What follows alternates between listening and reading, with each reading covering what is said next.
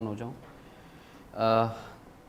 अच्छा, सबसे पहले तो आई एम सॉरी, एक्चुअली हम लोग जो है एक दूसरे सिस्टम पर शिफ्ट हुए हैं, तो उसके लिए थोड़ा सा जो है क्या कहते हैं, मेरे लिए भी फ़र्स्ट टाइम है एक्चुअली। एक क्रोमा टेक्नोलॉजी है, तो उससे आज मैं क्लास ले रहा हूँ। तो हम्बल अपोलॉजीज़ फॉर सम डिस्ट्रैक्शन। तो लेट्स क्विकली स्टार्ट विद, आप लोग बस मुझे कंफर्म कर दें आप लोगों को आवाज़ आ रही है ना, मेरी क्लियरली आ रही है, कोई डिस्टोर्शन तो नहीं है या कोई लैगिंग तो नहीं है? आ रहे हैं पार्टिसिपेंट्स के मैसेज आ रहे हैं? सही, चले ठीक है। बिस्मिल्लाहिर्रहमानिर्रहीम। हम लोगों ने IFRS 9 पे बात की थी। IFRS 9 पे मैं क्विकली एक दफ़ा आप लोगों से वापस से जो है हम लोग डिस्कस कर लेते हैं। बेसिकली देखें, हम लोगों ने बात की थी कि IFRS 9 जो है ये एक छोटा सा area actually, it's about the financial instruments. Financial instruments जो हैं,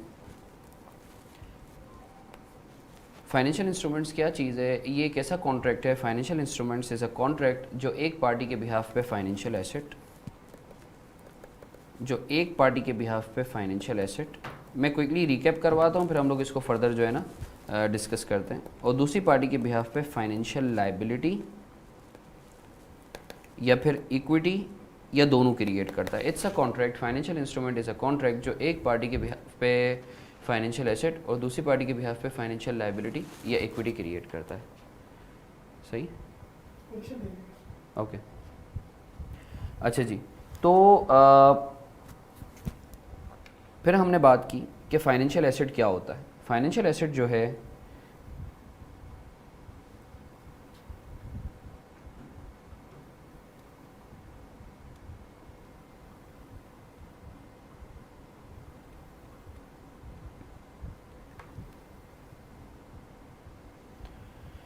फाइनेंशियल एसेट कोई भी आपका कैश हो गया या कैश इक्विवेलेंट हो गया, equity instrument of another entity. For example आपने किसी कंपनी में जो है इन्वेस्टमेंट की हुई है, फॉर एग्जांपल लकी सीमेंट में जो है आपने इन्वेस्टमेंट की हुई है, शेयर्स आपने जो है परचेज़ किए हुए हैं, तो again it's a financial asset for you. Similarly अगर जो है आपके पास आपका कॉन्ट्रेक्चुअल राइट है, not a statutory right, contractual right है टू रिसीव कैश और अदर फाइनेंशियल एसेट, तो ये भी आपका फाइनेंशियल एसेट कहलाएगा। फॉर एग्जांपल मैंने जो है सर्विसेज दी हैं, से मैंने इरशाद साहब को सर्विसेज दी हैं और इरशाद साहब हैज़ कमिटेड के जो है वो मुझे 2 महीने बाद पेमेंट करेंगे, तो I have got a contractual right to receive cash. Similarly अगर इरशाद साहब बोलते हैं कि हसन मेरे पास ABC कंपनी के शेयर्स हैं, तो जो है मैं तुम्हें 1 महीने बाद वो शेयर्स दूंगा, तो वो जो शेयर्स हैं again I have got a contractual right to receive another financial asset, so again that's a financial instrument, financial asset, I am sorry. और नेक्स्ट जो लास्ट आइटम है, ऑल दो दैट्स नॉट आर एम बेट, अगर time मिला तो मैं आपको इसके बारे में थोड़ा सा डेलिब्रेट भी कर दूंगा, डेरिवेटिव एसेट्स जो हम फ्यूचर्स में ट्रांजेक्शन करते हैं, या स्वैप्स हो गए जी, या फिर आपके जो है लेट्स से ऑप्शंस हो गए या फॉरवर्ड हो गए, तो these are the examples of derivative assets. अच्छा इमरान, अगर मुझे मैसेजेस वगैरह देखने हो, अगर किसी पार्टिसिपेंट का सवाल हो, तो how would I be looking at that? अच्छा, फ़ोन में मैं देख सकता हूँ, ओके ओके, सही है, ये मेरे लैपटॉप पे कनेक्टेड है।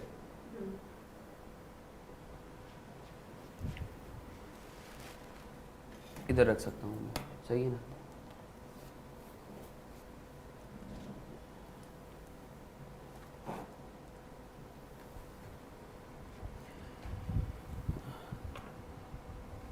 अच्छा जी, फिर हमने बात की थी फाइनेंशियल लाइबिलिटी पे। फिर हम लोगों ने एक इलस्ट्रेशन भी की थी जिसमें हमने देखा कि जैसे inventory, PPE, prepaid expense, they are not financial assets, reason being they are not neither cash और they actually do not bring in or do not raise the contractual right to receive cash or any other financial asset. Similarly prepaid expense जो है वो भी आपका financial asset नहीं होगा, reason being कि आप पेमेंट तो करते हैं बट आपका जो राइट होता है it's to receive services against these prepayments. फिर हमने बात की थी फाइनेंशियल लाइबिलिटी पे। फाइनेंशियल लाइबिलिटी क्या चीज़ है? Financial liability it's actually a contractual obligation to deliver cash और another financial asset to another entity. It's I would say a mirror image of financial assets. For example, financial assets में आपका contractual right होता है to receive cash, financial liability के अंदर आपका contractual obligation होता है to pay cash or any other financial asset. For example मैंने अगर लेट्स से किसी से सर्विसेज ली हैं, लेट्स से इरशाद साहब से मैंने सर्विसेज ली हैं एंड आई हैव कमिटेड कि मैं आपको जो है फ्यूचर में कैश पे करूँगा, तो again it would result in financial liability for me, जिसको हम अकाउंट पेएबल के नाम से भी जानते हैं। या फिर जो है मैं कमिट करता हूँ इरशाद साहब को, लेट्स से मारफानी लिमिटेड कमिट करती है इरशाद साहब को कि वो जो है किसी लेट्स से OGDC के जो शेयर्स हैं वो इरशाद साहब को देगी, तो again it's a financial liability on part of Marfani limited. अच्छा, इसमें एक और एग्ज़ाम्पल जो है मैं चाहूँगा कि आप लोग बल्कि मुझे इसके ऊपर इनपुट दें। लास्ट सेशन में हमने इस पर बात भी की थी। अगर मारफानी लिमिटेड इरशाद साहब से कमिट करती है कि मारफानी लिमिटेड अपने ही शेयर्स इरशाद साहब को देगी, तो would it be a financial liability और व्हाट? इस चीज़ पे आप थोड़ा सा मुझे बताते हैं। अगर मारफानी लिमिटेड इरशाद साहब से कमिट करती है कि वो अपने ही शेयर्स जो है इरशाद साहब को इशू करेगी, तो is it a financial liability और what? It's an equity, it's an equity, it's an equity. Okay, thank you. अच्छा, इसके ऊपर फिर हम लोगों ने फर्दर जो है कुछ इलस्ट्रेशंस की थी कि फाइनेंशियल लाइबिलिटीज़, ये कुछ केसेस हम लोगों ने किए थे जिसमें हमने देखा कि कौन से जो है इंस्ट्रूमेंट्स फाइनेंशियल लाइबिलिटी होंगे, कौन से नॉर्मल लाइबिलिटी होंगे। अच्छा, फिर मैंने आप लोगों को बताया कि देखें IFRS 9 जो है ना, वो उन फाइनेंशियल इंस्ट्रूमेंट्स पर अप्लाई होता है जिनके लिए कोई स्पेसिफिक स्टैंडर्ड मौजूद नहीं है। कुछ ऐसे इंस्ट्रूमेंट्स हैं जिनके लिए स्पेसिफिक स्टैंडर्ड मौजूद हैं, उन पे IFRS 9 अप्लाई नहीं होगा। फॉर एग्ज़ाम्पल जैसे मैं बात करूं इन्वेस्टमेंट इन एसोसिएट्स की, इन्वेस्टमेंट इन सब्सिडरीज़ की, इन्वेस्टमेंट इन JVs की, तो ये फाइनेंशियल इंस्ट्रूमेंट्स हैं बट इन पर IFRS 9 अप्लाई नहीं होता। रीज़न बीइंग कि इनके लिए डिफरेंट स्टैंडर्ड्स मौजूद हैं। सिमिलरली जो लीज़ के कॉन्ट्रैक्ट्स हैं, इट्स अगेन लीज़ का contract is a financial instrument, but जो है इस पर IFRS 9 अप्लाई नहीं होगा। रीज़न बीइंग कि इसके लिए हमारे पास IFRS 16 का स्टैंडर्ड मौजूद है। सिमिलरली IFRS 2 जो ESOPs होते हैं, एम्प्लॉय शेयर ऑप्शन स्कीम्स, तो ये भी फाइनेंशियल इंस्ट्रूमेंट्स होते हैं जिसमें आप अपने एम्प्लॉयज़ को ऑप्शंस देते हैं या शेयर बेस्ड पेमेंट्स का जो है आप कमिटमेंट करते हैं, तो it's again a financial instrument, but in पर IFRS 9 अप्लाई नहीं होगा। तो अगर आप कभी IFRS 9 का स्कोप वाला पैराग्राफ देखेंगे तो यू वुड बी सरप्राइज कि काफ़ी ऐसी चीज़ें हैं जो शायद हम लोग समझते हैं कि ये जो है IFRS 9 में कवर्ड होने चाहिए, बट वो IFRS 9 से के स्कोप से आउट हैं। इसका एक अगर मैं बॉटम लाइन बताऊँ तो बॉटम लाइन आप याद रखें कि IFRS 9 उन फाइनेंशियल इंस्ट्रूमेंट्स पर अप्लाई होता है जिनके लिए कोई स्पेसिफिक स्टैंडर्ड नहीं है। अच्छा, एक आप लोगों को मज़े की बात बताऊं, IFRS 9 लाने की 2-3 वजूहात थी। One of the major reason was ECL model, expected credit loss model.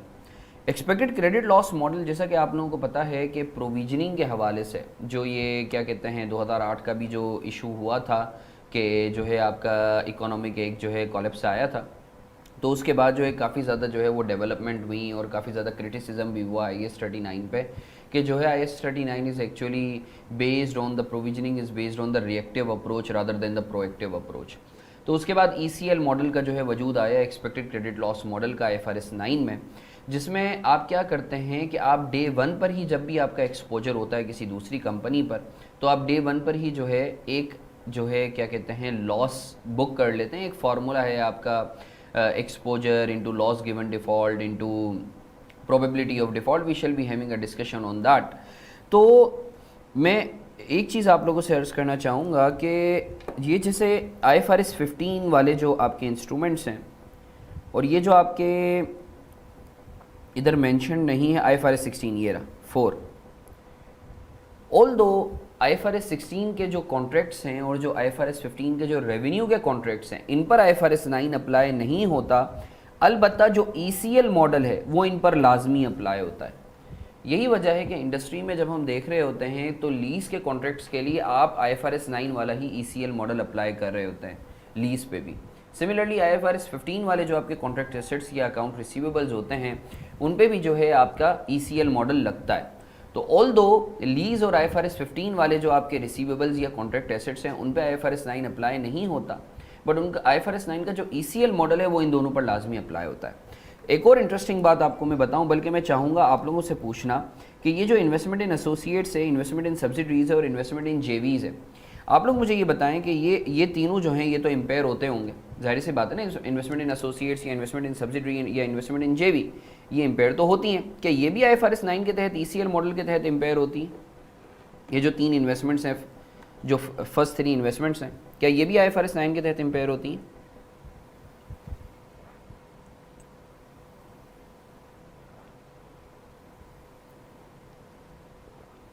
Okay, any input कि वो कौन से स्टैंडर्ड के तहत इम्पेयर होती हैं? अगर मेरी सब्सिडरी में इन्वेस्टमेंट है और इम्पेयर हो रही है, या अगर लेट्स से मेरी एसोसिएट में इन्वेस्टमेंट है और वो इम्पेयर हो रही है, तो एज पर विच स्टैंडर्ड जो है हम उसकी इम्पेयरमेंट कैलकुलेट करेंगे? Any one of you please.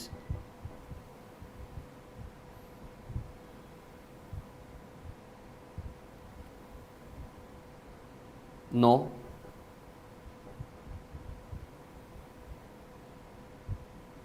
No. अच्छा, आप याद रखिएगा, ये बहुत अहम चीज़ है, ये बहुत अहम चीज़ है, क्योंकि प्रैक्टिकली जब हम लोग जो है ऑडिट का, जब मैं फर्म में ऑडिट करता था, या अभी आजकल जो है अभी बैंक्स के ऊपर जो है 1-2 हम लोगों की सब्सिडरीज है जिस पे ये चीज़ हम लोगों को इशू आया है, तो देखिए आप याद रखें, ये जो इन्वेस्टमेंट इन एसोसिएट्स, इन्वेस्टमेंट इन सब्सिडरी या इन्वेस्टमेंट इन जेवी है, इनकी जो इम्पेयरमेंट है ना, वो IAS 36 के तहत कैलकुलेट होती है। Technically this is cash generating unit, right? Investment in associate या इन्वेस्टमेंट इन सब्सिडरी या इन्वेस्टमेंट इन जेवी, it's a cash generating unit. और CGO की जो इम्पेयरमेंट है वो IAS 36 के तहत होती है। तो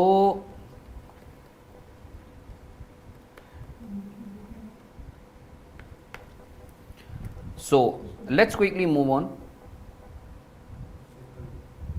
So you can't hear to conversation, someone is replying. Sir, you can't hear to conversation, someone is replying. Okay. Unmute कर सकते हैं इमरान? इमरान, हम अनम्यूट कर सकते हैं? ये फॉर एग्जांपल स्पीकर में ये सुन सकता हूँ अगर कोई और पार्टिसिपेंट बोल रहा है तो? नो।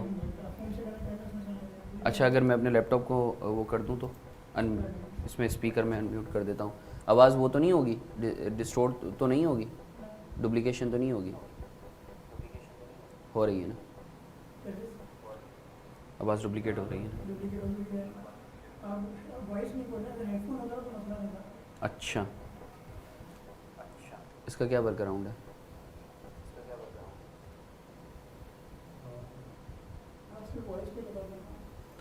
अच्छा, आज के लिए अगर आप लोग मुझे थोड़ा सा फेवर कर दें कि जो है, क्योंकि ऑब्वियसली ये ट्रांजिशन मेरे लिए भी नहीं है, तो अगर आप लोग जो है आज के लिए सिर्फ ये चैट पे अगर आप लोग मुझे जवाब दे दें, सही है ना? मैं कल से जो है इसका कोई वर्क अराउंड में निकाल लूँगा कि आप लोगों की जो वॉइस है, अगर आप जो है वर्बली कोई चीज़ मुझसे डिस्कस कर रहे हैं तो मैं उसको भी सुन सकूँ। अभी अरशद साहब, बिल्कुल जो है एयरफोन्स बिल्कुल यूज़ किए जा सकते हैं। अभी आई बिलीव जो है ऑलरेडी जो है ना क्या कहते हैं, जो हमारे IT पर्सन हैं वो एयरफोन्स यूज़ कर रहे हैं। तो आज के लिए आप अगर जो है क्या कहते हैं मैनेज कर लें, तो कल से इंशाल्लाह जो है ना मैं एयरफोन्स का भी इंतज़ाम कर लूँगा, तो मैं फिर ताकि आप लोगों से डिस्कस भी कर सकूँ। तो कमिंग टू द पॉइंट,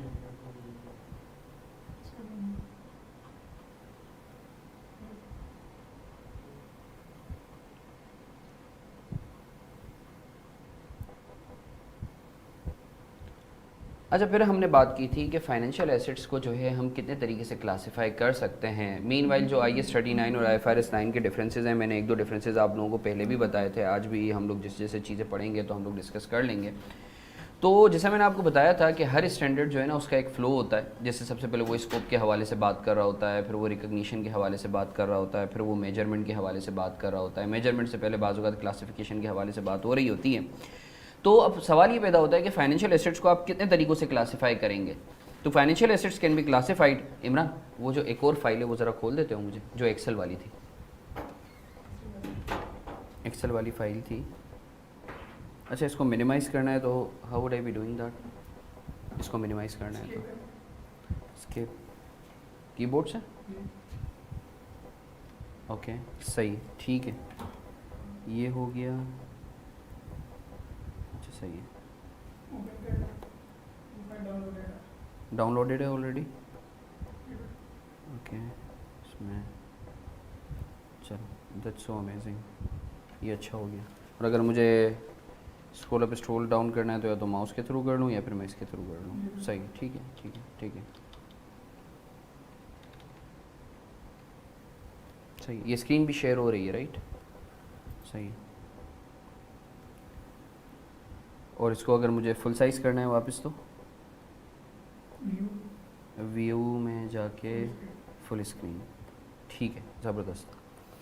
तो हमने बात की थी कि फाइनेंशियल एसेट जो हैं ये 3 तरीक़ों से क्लासीफाई हो सकते हैं। या तो आप फाइनेंशियल एसेट्स को फेयर वैल्यू थ्रू पीएनएल पर रखेंगे, या फाइनेंशियल एसेट्स को फेयर वैल्यू थ्रू ओसीआई पे रखेंगे, या फाइनेंशियल एसेट्स को अमोर्टाइज कॉस्ट पे रखेंगे। तो इस पर एक सवाल आया था कि हसन हम लोगों को कैसे पता चलेगा कि हमें जो है किसी भी इंस्ट्रूमेंट को फेयर वैल्यू थ्रू पीएनएल पर रखना है, या फेयर वैल्यू थ्रू ओसीआई पे रखना है, या अमोर्टाइज कॉस्ट पे रखना है। तो for the sake of simplicity हमने क्या किया था लास्ट सेशन में कि हमने जो है, क्योंकि देखें इन्वेस्टमेंट्स, आप किसी भी कंपनी में अगर आप इन्वेस्टमेंट करेंगे तो वो दो तरीक़ों से इन्वेस्टमेंट कर सकते हैं। या तो आप डेट की फॉर्म में इन्वेस्टमेंट कर सकते हैं, या फिर आप इक्विटी की फॉर्म में इन्वेस्टमेंट कर सकते हैं। अब डेट की फॉर्म में सवाल ये पैदा होता है कि डेट इन्वेस्टमेंट अगर आपने की है तो आप डेट इन्वेस्टमेंट को कब अमोर्टाइज कॉस्ट पे क्लासीफाई करेंगे, कब फेयर वैल्यू थ्रू ओसीआई पे करेंगे, कब फेयर वैल्यू थ्रू पीएनएल पर करेंगे। तो उसके लिए हम लोगों ने रूल्स पढ़े थे, अगर आप रिकॉल करेंगे बिजनेस मॉडल और जो है कॉन्ट्रेक्चुअल कैश फ्लोज इन्वेस्टमेंट के हमें देखने होते हैं। सिमिलरली इक्विटी के हवाले से फिर हमने देखा था कि इक्विटी कब अमोर्टाइज कॉस्ट पे क्लासीफाई होगी, कब ओसीआई पे क्लासीफाई होगी, कब फेयर वैल्यू थ्रू पीएनएल पर होगी। तो हम क्विकली उसको रिकैप कर लेते हैं। मैंने आपको 2 चीज़ें बताई थी डेट इन्वेस्टमेंट के लिए कि देखें डेट इन्वेस्टमेंट अमोर्टाइज कॉस्ट पे या फेयर वैल्यू थ्रू पीएनएल पर या फेयर वैल्यू थ्रू ओसीआई पर क्लासीफाई हो सकता है, सब्जेक्ट टू कि हमारा जो है बिजनेस मॉडल क्या है उस इन्वेस्टमेंट के हवाले से, एंड नंबर 2 उस इंस्ट्रूमेंट के कैश फ्लोज का नेचर क्या है, क्या वो इंस्ट्रूमेंट के कैश फ्लोज एसपीपीआई हैं या नॉन एसपीपीआई हैं। तो उस पर जो है ये हम लोगों ने ये कुछ बेसिक्स देखी थी हमने कि देखें बिजनेस मॉडल किसी भी इंस्ट्रूमेंट से रिलेटेड ना 2 किस्म का हो सकता है। या तो बिजनेस मॉडल होगा होल्ड टू कलेक्ट, आप इस नीयत से इन्वेस्टमेंट करें। आई एम श्योर आप लोगों को विजिबल है, मैं इसको जूम इन भी फर्दर कर देता हूँ फॉर योर ईज़। किसी भी इंस्ट्रूमेंट के हवाले से ना बिजनेस मॉडल 3 किस्म का हो सकता है। नंबर 1 होल्ड टू कलेक्ट, आप इस नीयत से इन्वेस्टमेंट करते हैं कि आप जो है टिल मैच्योरिटी जो है आप उसको होल्ड करेंगे उस इन्वेस्टमेंट को, और उस पर डिविडेंड या इंटरेस्ट जो है आप अर्न करेंगे। दूसरा मॉडल जो है this is hold to collect and sell, आप इस नीयत से इन्वेस्टमेंट करते हैं कि आप टिल मैच्योरिटी जो है होल्ड करेंगे उस इन्वेस्टमेंट को, और अगर आपको कैपिटल गेन हुआ तो आप जो है कैपिटल गेन कमा के एग्जिट आउट कर जाएंगे। Hold to collect and sell. Similarly तीसरा मॉडल है होल्ड टू सेल, आप इस नीयत से इन्वेस्टमेंट करते हैं कि आप जो है ट्रेडिंग करेंगे, आप इस नीयत से इन्वेस्टमेंट करते हैं कि आप ट्रेडिंग करेंगे, सही है, आपका कोई भी डिविडेंड या जो है इंटरेस्ट अर्न करने का एम नहीं होता। तो ये एक बिजनेस मॉडल है जो एक पैरामीटर है किसी भी इंस्ट्रूमेंट को जो है डिसाइड करने के लिए उसकी क्लासिफिकेशन। दूसरा पैरामीटर है nature of cash flows of that instrument.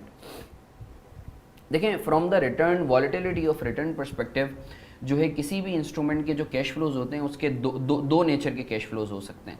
या तो वो कैश फ्लोज का नेचर एसपीपीआई होगा, या फिर वो कैश फ्लोज का नेचर नॉन एसपीपीआई होगा। एसपीपीआई और नॉन एसपीपीआई, इसका मतलब क्या है? एसपीपीआई का मतलब है sole principal payment and interest. किसी भी इंस्ट्रूमेंट के कैश फ्लोज का नेचर एसपीपीआई उस वक्त कहलाएगा जब उस इंस्ट्रूमेंट के जो रिटर्न्स हैं वो कंपनी की परफॉर्मेंस से लिंक्ड ना हो। फॉर एग्जांपल मैंने किसी कंपनी के जो है वो 10% डिबेंचर्स जो है वो सब्सक्राइब किए। अब यू कैन सेंस कि उन डिबेंचर्स को या टीएफसीज को या पीआईबीज को या टी बिल्स को जब मैंने सब्सक्राइब किया है तो ऑब्वियसली मुझे एक प्री डिटरमाइंड रिटर्न मिलेगा। I am not talking about the default risk, सही है ना। मैं भी बात कर रहा हूँ कि अगर कंपनी अच्छा परफॉर्म करे या बुरा परफॉर्म करे, इर्रिस्पेक्टिव ऑफ मुझे इंटरेस्ट मिलता रहेगा या मुझे जो है मार्कअप मिलता रहेगा, तो मैं ये बोल सकता हूँ कि इस इंस्ट्रूमेंट के जो कैश फ्लोज हैं वो एसपीपीआई हैं। अच्छा, इसके बरक्स अगर मैं बात करूँ, मैंने अगर फॉर एग्जांपल किसी कंपनी के शेयर्स खरीदें तो कंपनी अगर अच्छा परफॉर्म करेगी तो ऑब्वियसली मुझे रिटर्न या डिविडेंड ज़्यादा मिलेगा, and vice versa for the flip side. तो अगर कंपनी बुरा परफॉर्म करेगी तो ऑब्वियसली मुझे शायद रिटर्न ना मिले। तो ऐसे इंस्ट्रूमेंट जिनके कैश फ्लोज नॉन एसपीपीआई होते हैं तो याद रखिएगा वो कभी भी अमोर्टाइज कॉस्ट पे क्लासीफाई हो ही नहीं सकते हैं, जैसा कि हम लोगों ने लास्ट सेशन में इक्विटी इन्वेस्टमेंट के हवाले से बात की थी। तो अब इन 2 पैरामीटर्स को हम लोगों ने दिमाग में रखना है। One is business model of any instrument and number 2 is nature of cash flows of any instrument. Business model 3 किस्म का हो सकता है, hold to collect and sell और होल्ड टू सेल। और जो कॉन्ट्रेक्चुअल कैश फ्लोज हैं किसी भी इंस्ट्रूमेंट के वो 2 किस्म के, या तो वो एसपीपीआई होंगे या नॉन एसपीपीआई होंगे। How would we be differentiating कि whether the instrument of the cash flows of the instrument is are SPPI और non SPPI?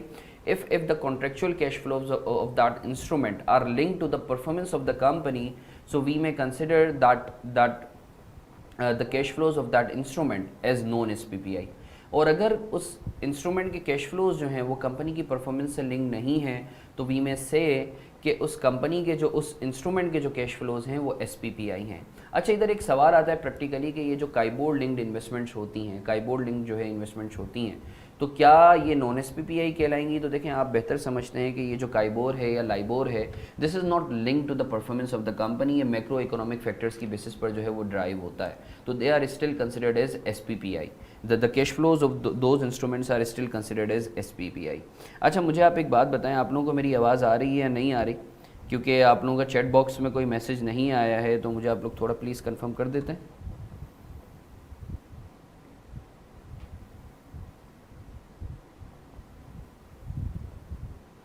Thank you so much, thank you so much.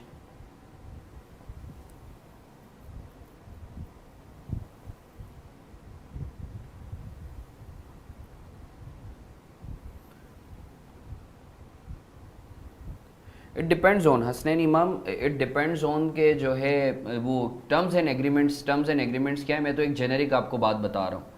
तो टीएफसीज अगर आपको ऐसा लगता है कि क्लोज ऐसा है कि भाई 5% जो है वो प्रॉफिट का होगा, तो अगर तो किसी भी तरीके से अगर एग्रीमेंट का क्लोज ये है कि जो है कंपनी की परफॉर्मेंस से लिंक कर रहे हैं रिटर्न को, तो वो फिर नॉन एसपीपीआई कहलाएगा। ठीक है। अच्छा जी, फिर हमने बात की थी डेट इंस्ट्रूमेंट के हवाले से कि डेट इंस्ट्रूमेंट क्या अमोटाइज कॉस्ट पे क्लासिफाई हो सकते हैं? The answer is yes, debt instruments can be classified at amortise cost, yes. But इसके लिए we need to look out for note 1। Debt instrument amortise cost पे। अच्छा, मैंने क्या किया है, मैंने इन्वेस्टमेंट्स को आप लोगों को डायरेक्टली नहीं बता रहा, मैं आपको जो है ये जो क्लासिफिकेशन है ये डेट और इक्विटी इंस्ट्रूमेंट में बाइफरकेट करके मैं आपको बता रहा हूँ for our ease.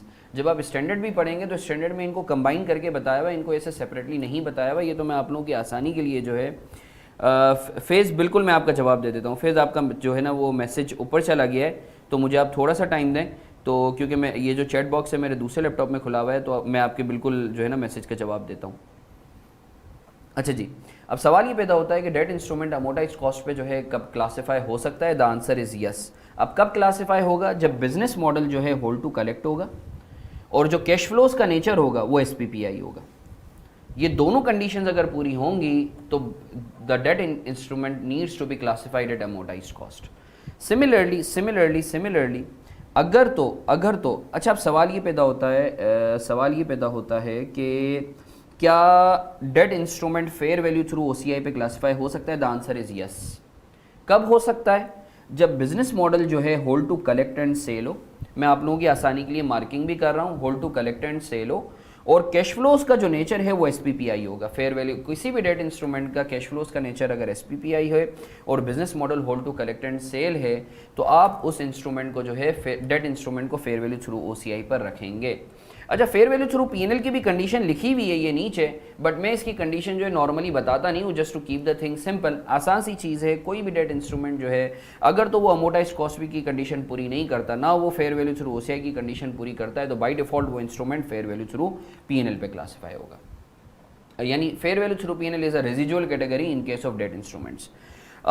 Next is equity instrument. Equity instrument जो है कब फेयर वैल्यू थ्रू पीएनएल पे क्लासिफाई होंगे, कब फेयर वैल्यू थ्रू ओसीआई पे होंगे, कब अमोटाइज्ड कॉस्ट पे होंगे, हम इसको देख लेते हैं। अच्छा, एक चीज़ तो आप याद रखें कि इक्विटी इंस्ट्रूमेंट जो है ना, इक्विटी इंस्ट्रूमेंट उनका जो कैश फ्लोज का नेचर है वो कभी भी एसपीपीआई नहीं होता, because shares are link to the performance of the company. Equity का मतलब ही यही है कि उसके रिटर्न जो हैं वो कंपनी की परफॉर्मेंस से लिंक्ड होंगे, तो इक्विटी इंस्ट्रूमेंट जो है वो कभी भी जो है अमोटाइज्ड कॉस्ट पे क्लासिफाई हो ही नहीं सकते। अच्छा जी, इसका मतलब ये है कि इक्विटी इंस्ट्रूमेंट्स के लिए ये जो है एक तरीके से ये टेबुलर फॉर्म में भी इस चीज़ को मैंने बताया हुआ है।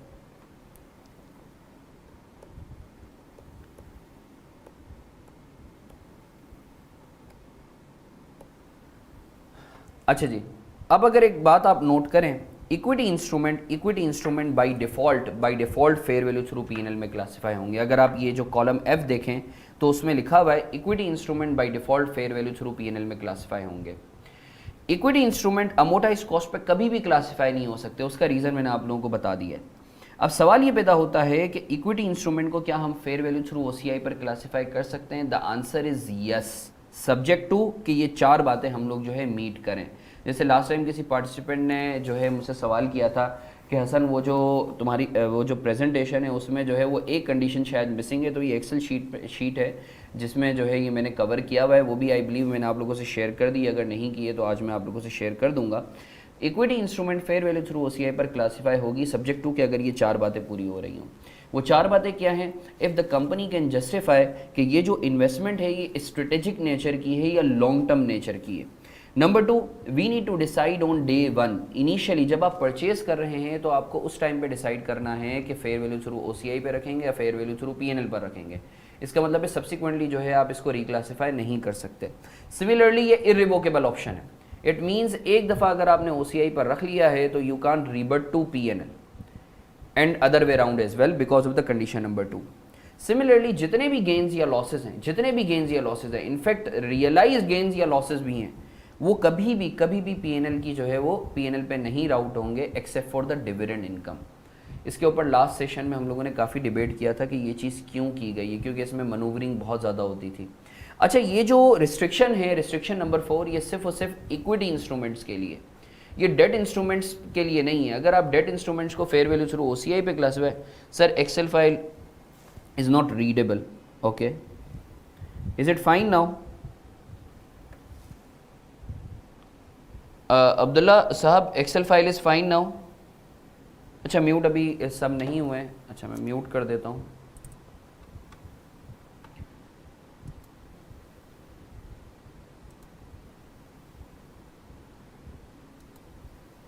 अच्छा, मैंने सबको म्यूट कर दिया है।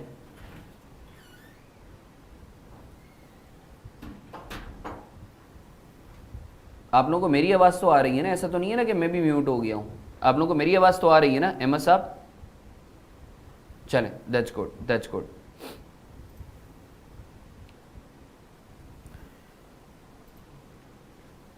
अच्छा जी, अच्छा एक्सेल शीट नज़र आ रही है मेरे ख्याल से जो है? ना सही, इट्स फाइन, इट्स फाइन। चलें, दैट्स गुड। तो मैं ये अर्ज़ कर रहा था कि अगर आप इक्विटी इंस्ट्रूमेंट को फेयर वैल्यू थ्रू ओसीआई पर रखना चाहते हैं तो आपके पास जो है क्या कहते हैं कि आपको you need to meet all of these 4 conditions to classify your equity instrument at fair value through OCI.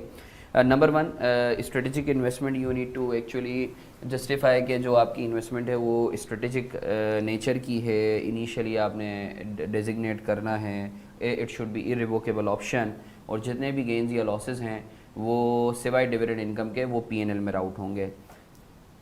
अच्छा, इसके बाद फिर हमने बात की थी कि आप अपने इंस्ट्रूमेंट को, क्लासिफिकेशन तो हमने देख ली, फिर हमने बात की थी कि आप अपने इंस्ट्रूमेंट को किस वैल्यू पर मेजर करेंगे। फॉर एग्जांपल अगर मैं इन्वेस्टमेंट कर रहा हूँ, एक जो है मैं किसी कंपनी के शेयर्स ख़रीद रहा हूँ 100 रुपये के, तो आपको पता है कि जब आप शेयर्स ख़रीद रहे होते हैं तो साथ में ट्रांजैक्शन कॉस्ट भी इनकर हो रही होती है। तो सवाल ये पैदा होता है कि उस ट्रांजैक्शन कॉस्ट का आप क्या ट्रीटमेंट करेंगे, क्या उसे एक्सपेंस आउट करेंगे या उसे पीएनएल का जो या उसे एसेट की कॉस्ट का हिस्सा बनाएंगे। सिमिलरली एक और इशू आता है, वो ये आता है कि जब आप किसी भी इन्वेस्टमेंट को परचेज कर रहे होते हैं तो एक होती है उसकी फेयर वैल्यू, जिसको हम मार्केट वैल्यू भी बोलते हैं आम फहम ज़बान में, और एक होती है उसकी ट्रांजैक्शन प्राइस, कि आप जो ट्रांजैक्शन कर रहे हैं, जैसे एनडीएम ट्रांजैक्शंस होती हैं पाकिस्तान स्टॉक एक्सचेंज मार्केट में, जो है आउटसाइड द मार्केट ट्रांजैक्शंस हो रही होती हैं, तो बाज़-औक़ात वो जो है फेयर वैल्यू जो मार्केट में चल रही होती है उससे जो है डेविएट कर रही होती हैं।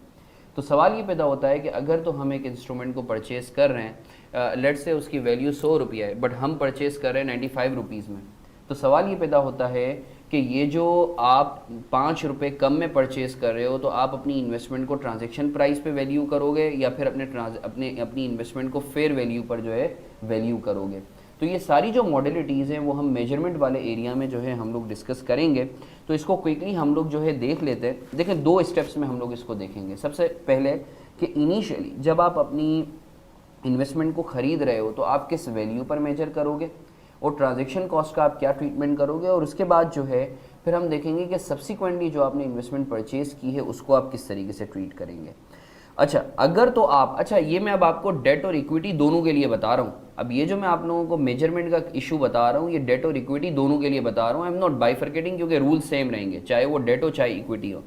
इनिशियली याद रखें, आपकी कोई भी क्लासिफिकेशन हो, कोई भी इंस्ट्रूमेंट हो, वो हमेशा फेयर वैल्यू पर क्लासिफाई होगा। पहला रूल, कोई भी इंस्ट्रूमेंट हो वो हमेशा फेयर वैल्यू पर क्लासिफाई होगा। हसन, व्हाट इफ अगर if there is a difference between the fair value and the transaction price, तो आप हमेशा अपने इंस्ट्रूमेंट को जो है फेयर वैल्यू पर ही रखेंगे, आप अपने इंस्ट्रूमेंट को फेयर वैल्यू पर ही रखेंगे, और इन दोनों का जो डिफरेंस है, इन दोनों का जो डिफरेंस है वो आप पीएनएल में चार्ज करेंगे। फॉर एग्जांपल, एक इंस्ट्रूमेंट है जिसकी फेयर वैल्यू है 100 रुपया, आपको लेट से वो इंस्ट्रूमेंट मिलता है 95 रुपीज़ में, तो आप 100 रुपीज़ से ही अपने इंस्ट्रूमेंट को डेबिट करेंगे, कैश को क्रेडिट करेंगे 95 से, और 5 रुपये से जो है आप पीएनएल को क्रेडिट करेंगे। और अगर आपको लेट से ज़्यादा में मिल रहा है तो आप लॉस को डेबिट कर देंगे। आई होप आपको ये चीज़ क्लियर है। अच्छा जी, फिर हमने बात की थी कि देखें, अच्छा एक्सेल पे पेन नहीं चल रहा है इमरान, एक्सेल पे पेन नहीं चलता ना, अच्छा नहीं चलता, ओके। अच्छा जी, फिर हमने बात की थी कि देखें ट्रांजैक्शन कॉस्ट का क्या करेंगे। देखिए ट्रांजैक्शन कॉस्ट जो है, ट्रांजैक्शन कॉस्ट अगर तो आपकी क्लासिफिकेशन अमोर्टाइज्ड कॉस्ट है या ओसीआई है, तो transaction cost would be capitalised as a part of cost of that asset. मगर अगर आपका जो क्लासिफिकेशन है वो फेयर वैल्यू थ्रू पीएनएल है, तो आप ट्रांजैक्शन कॉस्ट को एक्सपेंस आउट करेंगे। तो हम लोगों ने अभी तक दो चीज़ें देखी, इनिशियली आप अपने इंस्ट्रूमेंट को फेयर वैल्यू पर रखेंगे, और अगर कोई ट्रांजैक्शन कॉस्ट है तो आप ट्रांजैक्शन कॉस्ट को जो है कैपिटलाइज करेंगे, अनलेस आपका जो क्लासिफिकेशन का मॉडल है वो फेयर वैल्यू थ्रू पीएनएल है। एक एग्जांपल कर लेते हैं, लेट्स से मेरी एक इन्वेस्टमेंट है जिसकी वैल्यू है 100 रुपये की, ट्रांजैक्शन कॉस्ट है 5 रुपये की, सही है। तो अमोटाइज कॉस्ट है, अगर मैं अमोटाइज कॉस्ट पे क्लासीफाई करता हूँ तो मैं इनिशियली कितने पर मेजर करूँगा, 105 पे। फेयर वैल्यू थ्रू ओसीआई पर करता हूँ तो भी 105 पे करूँगा। फेयर वैल्यू थ्रू पीएनएल पर करूँगा तो मैं 100 रुपीज़ पर वैल्यू करूँगा और 5 रुपये को एक्सपेंस आउट करूँगा।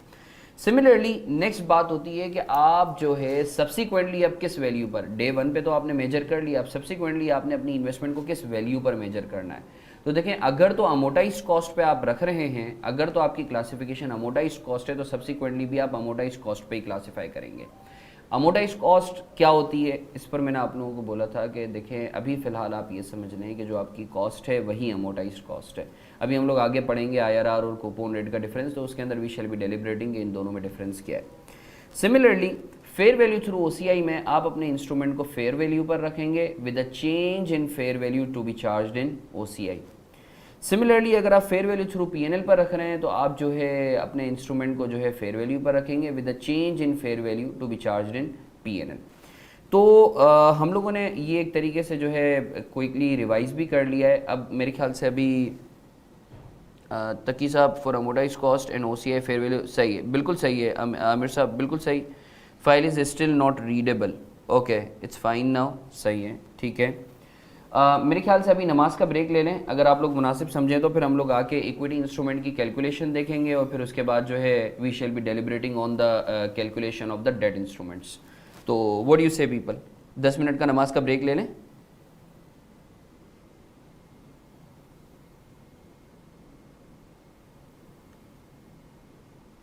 ठीक है अदनान साहब, we can make it of 15 minutes, thank you.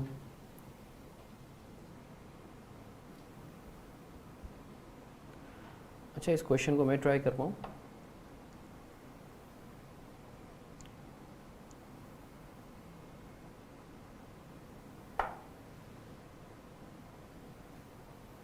इस क्वेश्चन को मैं ट्राई कर पाऊँ, आप लोगों की क्या राय है?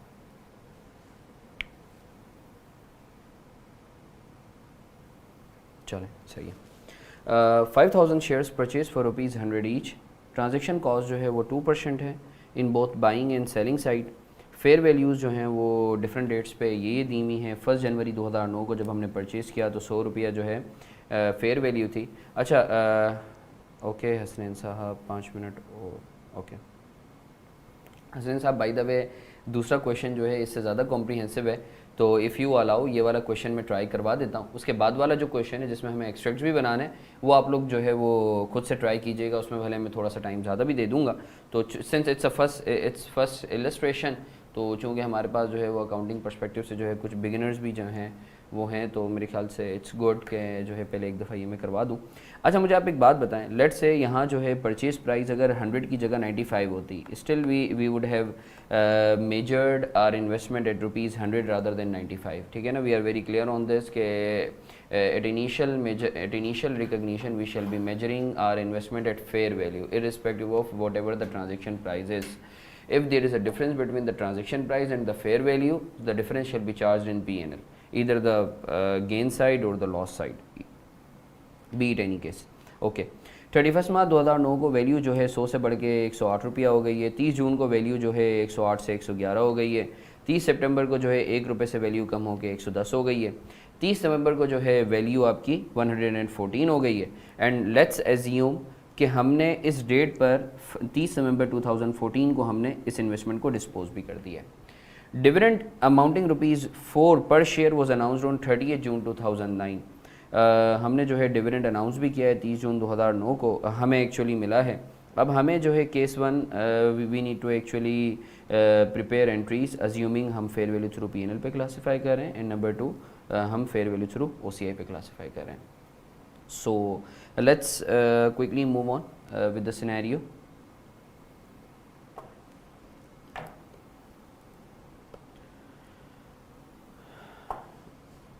आई एम श्योर सॉल्यूशन जो है ये एक्सेल शीट आप लोगों को विजिबल है। मैं इसको जूम इन कर देता हूँ आप लोगों के लिए।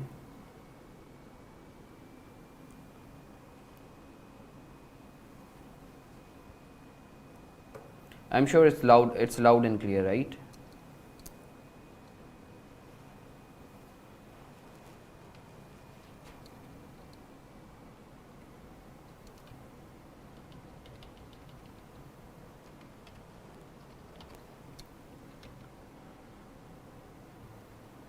स्क्रीन आप लोगों को क्लियरली विजिबल है? आप लोग मुझे प्लीज़ कंफर्म करते हैं।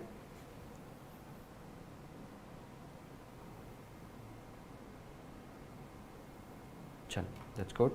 अच्छा, 1 जनवरी 2009 को, अच्छा मैं अभी एज्यूम कर रहा हूँ कि मैं फेयर वैल्यू थ्रू P&L पे जो है वो क्लासीफाई कर रहा हूँ। 1 जनवरी 2009 को मैंने जो है इन्वेस्टमेंट की है, मैंने 5000 शेयर्स खरीदे हैं 100 रुपये के हिसाब से। आपको पता है transaction, can you please page this pick of question in front of question. Taqi साहब, let me give it a try.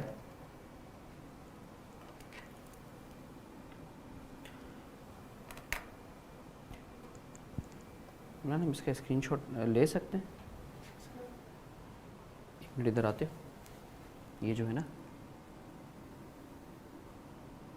Sir ये अभी हो नहीं सकता, आपके पास वहाँ पे राइट्स नहीं है, आपके पास लैपटॉप में। नहीं, मैं स्नैपशॉट लेके ना इसको इधर पेस्ट करना चाह रहा था। चलो वो मुझे मिल गया, इसको ट्राई करता हूँ।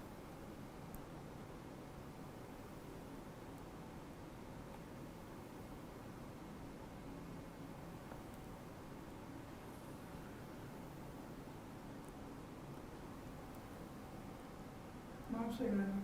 हाँ से करो।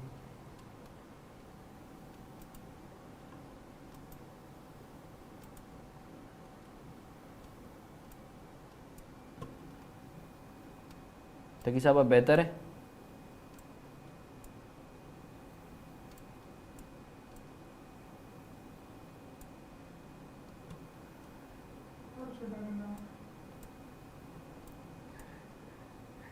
मेरी आज सारी आईटी की स्किल्स जो है ना आज टेस्ट हो रही हैं। खैर, 1 जनवरी 2009 को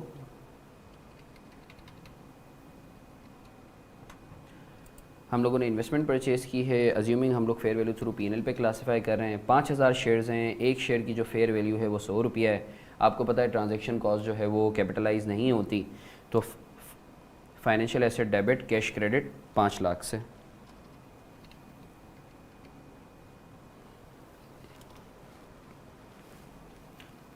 अच्छा, फिर 1 जनवरी 2009 को जो ट्रांजैक्शन कॉस्ट हमने इनकर की थी 5 लाख का 2%, obviously it's on the buying side as well as on the selling side, तो 5 लाख का 2% ट्रांजैक्शन कॉस्ट डेबिट 10,000 से, कैश क्रेडिट 10,000 से। आई एम श्योर आपको ये चीज़ क्लियर है।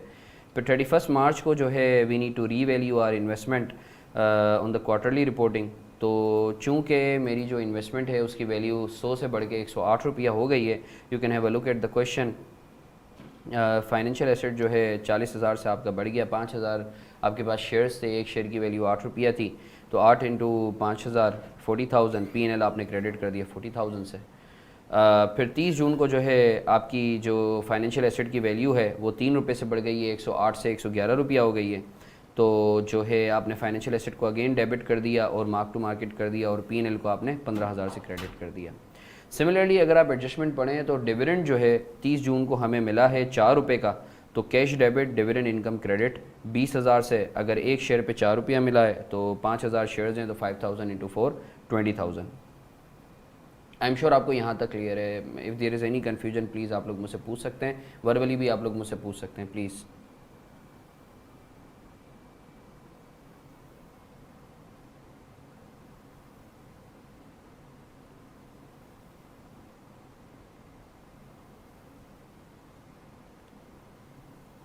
Can we move on?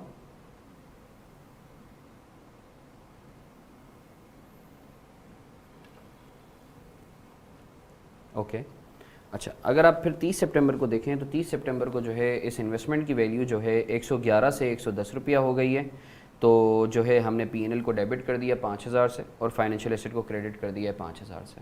ठीक है, अब 30 नवंबर को दो चीज़ें हो रही हैं। How fair value through P&L है ना, देखें P&L आपका क्रेडिट हो रहा है, इट मीन्स आपका जो है गेन हो रहा है ना। आप चूँकि फेयर वैल्यू थ्रू P&L पे क्लासीफाई करने का मतलब ये है कि आप फेयर वैल्यू पर रखेंगे अपनी इन्वेस्टमेंट को with a change in fair value to be charge in P&L। अगर तो आपकी वैल्यू कम हो रही है तो P&L आपका डेबिट होगा बीइंग अ लॉस, और अगर तो आपका वैल्यू ज़्यादा हो रही है मार्क टू मार्केट करते हुए तो आपका P&L क्रेडिट होगा मीन्स गेन। आई होप फैज़ भाई आपको ये चीज़ क्लियर है। अच्छा जी, अब 30 नवंबर को जो है दो चीज़ें हुई, एक तो मार्क टू मार्केट भी हुआ है प्लस जो है हमने डिस्पोजल भी किया है। तो ये पहले जो है देखें जनरली जो है ना ये कंबाइन एंट्री पास होती है, बट मैं आप लोगों की बेहतर अंडरस्टैंडिंग के लिए what I am gonna do, मैं इस एंट्री को ना पहले तोड़ के आप लोगों को करवाता हूँ, फिर हम लोग जो है इस कंबाइन एंट्री की तरफ मूव ऑन करेंगे। अगर आप एक बात नोट करें 30 नवंबर को हुआ क्या है, स्टेप बाय स्टेप जो है हम लोग चलते हैं। सबसे पहले जो है हम इसको मार्क टू मार्केट कर लेते हैं। हम खड़े हुए थे 110 पे,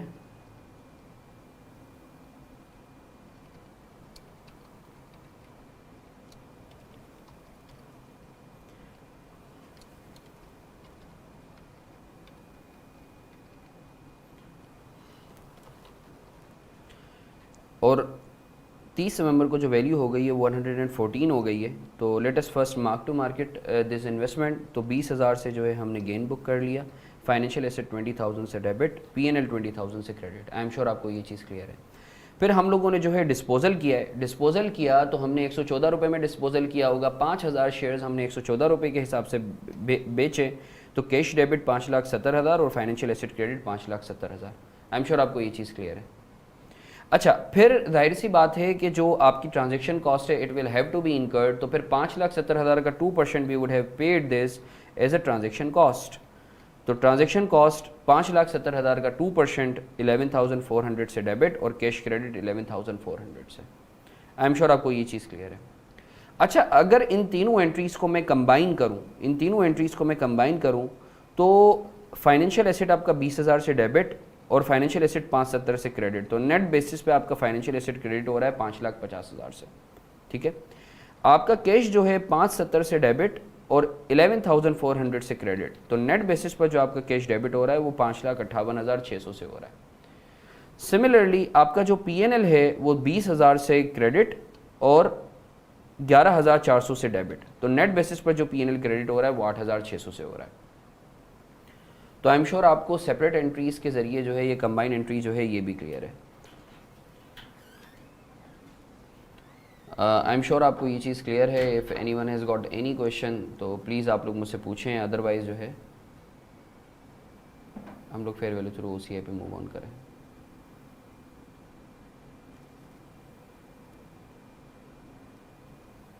इस पर क्या sir, can you come back please, आप क्या बोल रहे हैं?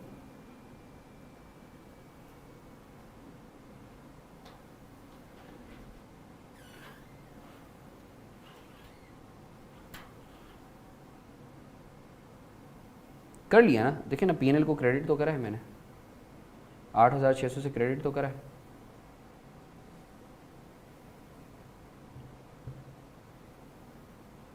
ठीक है,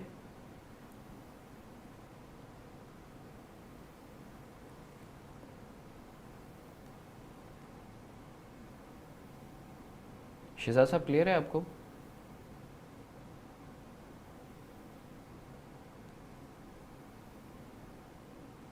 ओके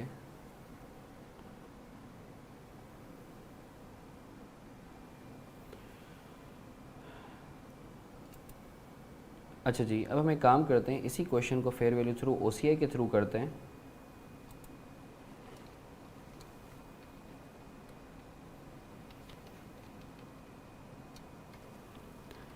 अच्छा, अगर आप रिकॉल करें, जस्ट होल्ड ऑन,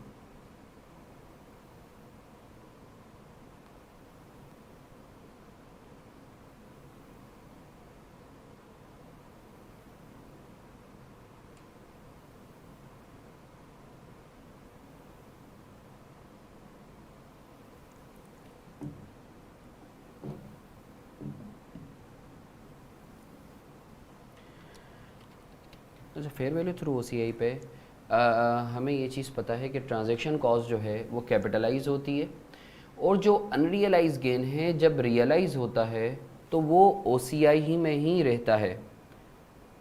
मगर पाकिस्तानी सिनेरियो में आपको पता है एक सवाल आता है कि ओसीआई में अगर आप रखेंगे तो फिर आप शेयर होल्डर्स को जो है डिविडेंड के लिए कैसे डिस्ट्रीब्यूट करेंगे। तो उसके लिए मैंने आपको बताया था कि for the jurisdictions like Pakistan, IFAC has allowed कि आप चाहें तो जितना भी आपका रियलाइज गेन है जो ओसीआई में पड़ा हुआ है, you may transfer it to retain earning. ठीक है ना, आपको यूरोप साइड पे जो है ये चीज़ नहीं दिखेगी, रीज़न बीइंग कि वहाँ आप ओसीआई से जो है डिविडेंड डिस्ट्रीब्यूट कर सकते हैं। बट पाकिस्तानी सिनेरियो में जो है, और any other jurisdiction like Pakistan, जहाँ ओसीआई से जो है आपका डिविडेंड जो है डिस्ट्रीब्यूशन प्रोहिबिटेड है, तो आईफेक ने उन जुरिस्डिक्शंस के लिए जो है ओसीआई से रिटेन अर्निंग में जो है वो ट्रांसफ़र की इजाज़त दी हुई है, क्योंकि ऑब्वियसली शेयर होल्डर्स का पैसा है और we have to repay to the shareholders. सही ना, जब आपका जो है एक गेन जो है वो रियलाइज़ हो जाता है। तो अब इस क्वेश्चन को हम लोग करते हैं, अगर तो फेयर वैल्यू थ्रू सी पे आप इसी इन्वेस्टमेंट को रख रहे हैं, तो 1 जनवरी 2009 को 5,000 आपके पास जो है वो शेयर्स थे, एक शेयर 100 रुपये का है और 2% की ट्रांजैक्शन कॉस्ट है। तो टेक्निकली हर एक शेयर पे जो मेरी कॉस्ट आ रही है हर 1 रुपये पर, वो 1 रुपये की जगह 1 रुपया प्लस 2% है, दैट इज़ 1.02। तो मैंने फाइनेंशियल एसेट को जो है 100 रुपये की जो है उसकी फेयर वैल्यू है पर share into 1.02 into 5,000 number of shares.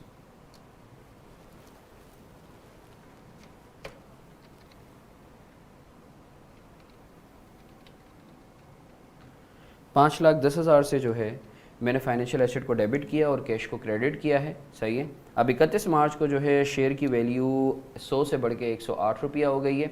मगर आपको पता है आपकी जो पर शेयर की वैल्यू है अब 100 की जगह 102 रुपया है, क्योंकि आप ट्रांजैक्शन कॉस्ट को कैपिटलाइज कर रहे हैं। तो 108 रुपया जो है वैल्यू हो गई है 102 से बढ़ के, तो 6 रुपये से जो है वैल्यू बढ़ गई है।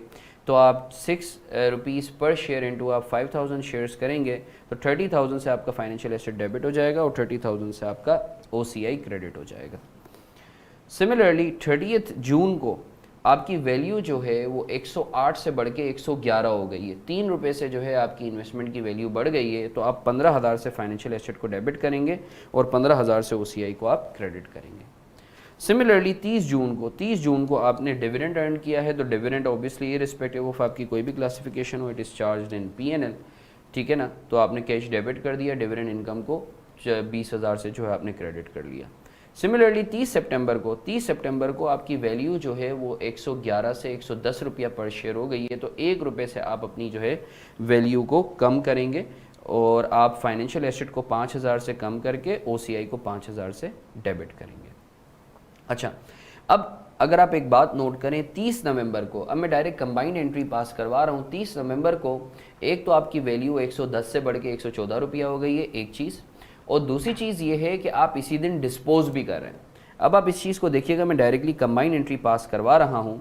आपने जो बेचा होगा वो 114 रुपये में बेचा होगा, बट आपको 114 रुपये नहीं मिले होंगे पर शेयर के एवज, आपको 114 का 98% जो है वो मिला होगा इनटू 5000 शेयर्स, सही है ना, being a quantity of the shares. तो मुझे कैश कितना मिला होगा 114 into 5000, that's the total amount which I was suppose to receive, but मेरी ट्रांजेक्शन कॉस्ट 2% की थी तो मुझे जो है 98% मिला। तो मुझे जो कैश मिला है वो 558,600 का मिला। मेरा जो फाइनेंशियल एसेट था वो कितने पे वैल्यू हो रहा था, वो 5,50,000 पे वैल्यू हो रहा था, क्योंकि आपने तो 110 पे कैरी किया हुआ था, 110 इंटू 5,000, तो आपने फाइनेंशियल एसेट को 5,05,000 से क्रेडिट कर दिया। और इन दोनों का जो डिफरेंस है वो क्या होगा, वो आपका OCI होगा, OCI से क्रेडिट हो जाएगा, ये आपका रियलाइज गेन है। यू वुड अप्रिशिएट कि आपका जो फेयर वैल्यू थ्रू PNL है उसमें भी 8,600 ही आ रहा था और यहाँ भी 8,600 ही आ रहा है, बस फ़र्क इतना है वहाँ PNL में चार्ज हो रहा था, यहाँ OCI में चार्ज हो रहा है। अब आपके दिमाग में एक सवाल आएगा कि हसन आज तक जो है मेरे पास OCI में कितना पड़ा हुआ है, क्योंकि अब तो सारा का सारा रियलाइज़ हो गया है। तो इट मीन्स कि ये जो मेरा रियलाइज गेन है it needs to be transferred in retain earning. तो let's have a look at, अगर आप एक बात नोट करें तो आपके पास जो है OCI का जो गेन आया 31 मार्च को वो 30,000 का आया है, 30 जून को फिर 15,000 का आया। आप देख भी सकते हैं ये जो टू डेट OCI मैंने लिखा हुआ है तो उसके अंदर 30,000 प्लस 15,000 OCI फिर आपका डेबिट हुआ है 5,000 से तो मैंने माइनस कर दिया, और फिर OCI आपका दोबारा क्रेडिट हुआ है 8,600 से तो मैंने वापस से OCI को क्रेडिट कर दिया। तो टोटल OCI जो टू डेट है मेरे पास आज 48,600 का है। तो स्टैंडर्ड अलाउज अस कि मैं इसको जो है OCI से निकाल के रिटेन अर्निंग में ट्रांसफ़र कर लूँ। तो 48,600 से OCI डेबिट और 48,600 से retain earning credit. I am sure आपको OCI के थ्रू भी जो है इस इलस्ट्रेशन जो है ये आप लोगों को क्लियर है। तो अगर आप लोगों का कोई क्वेश्चन है तो प्लीज़ आप लोग मुझसे पूछ सकते हैं, else we should move on.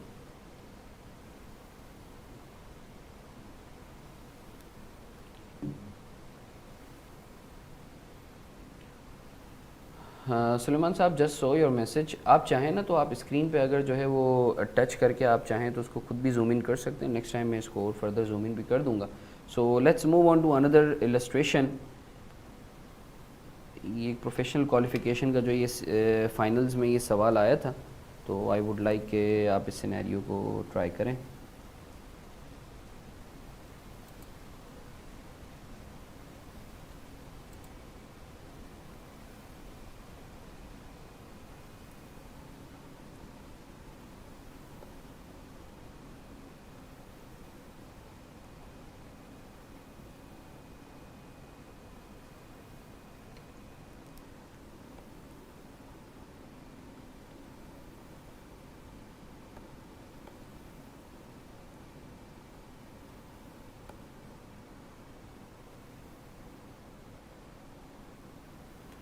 आप लोग ट्राई करते हैं इस क्वेश्चन को प्लीज़। अच्छा, इसमें आप चाहें तो पहले एंट्रीज़ बना लें फॉर योर ईज़, फिर उसके बाद आप लोग जो है फाइनेंशियल्स के एक्सट्रैक्ट्स बना लें।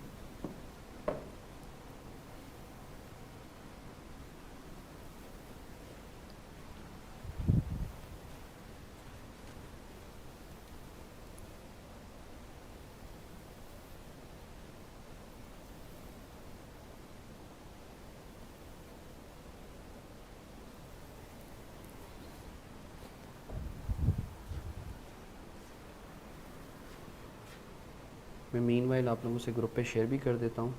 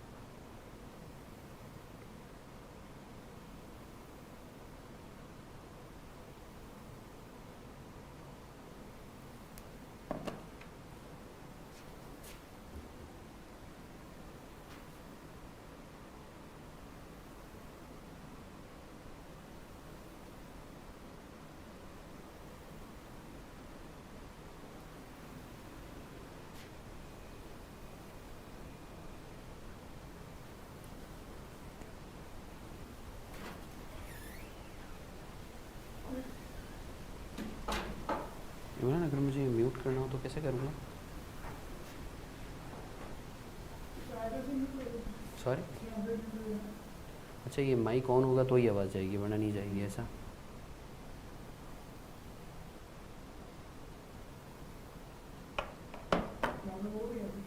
सॉरी, नहीं नहीं चल रही है।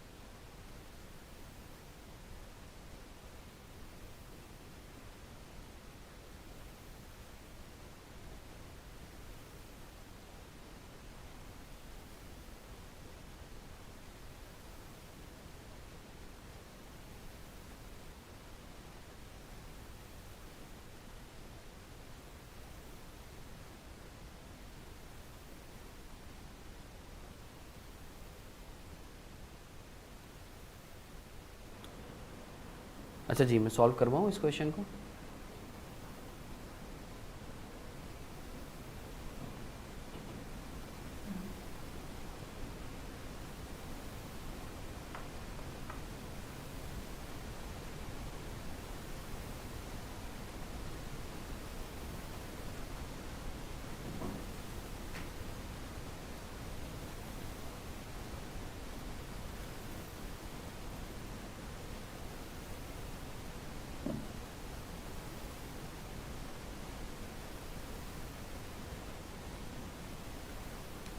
Okay, so let's discuss this scenario.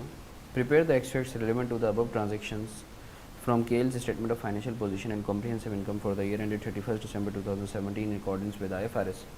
Equity investment जो है फर्स्ट में 2017 को केल ने अक्वायर की है।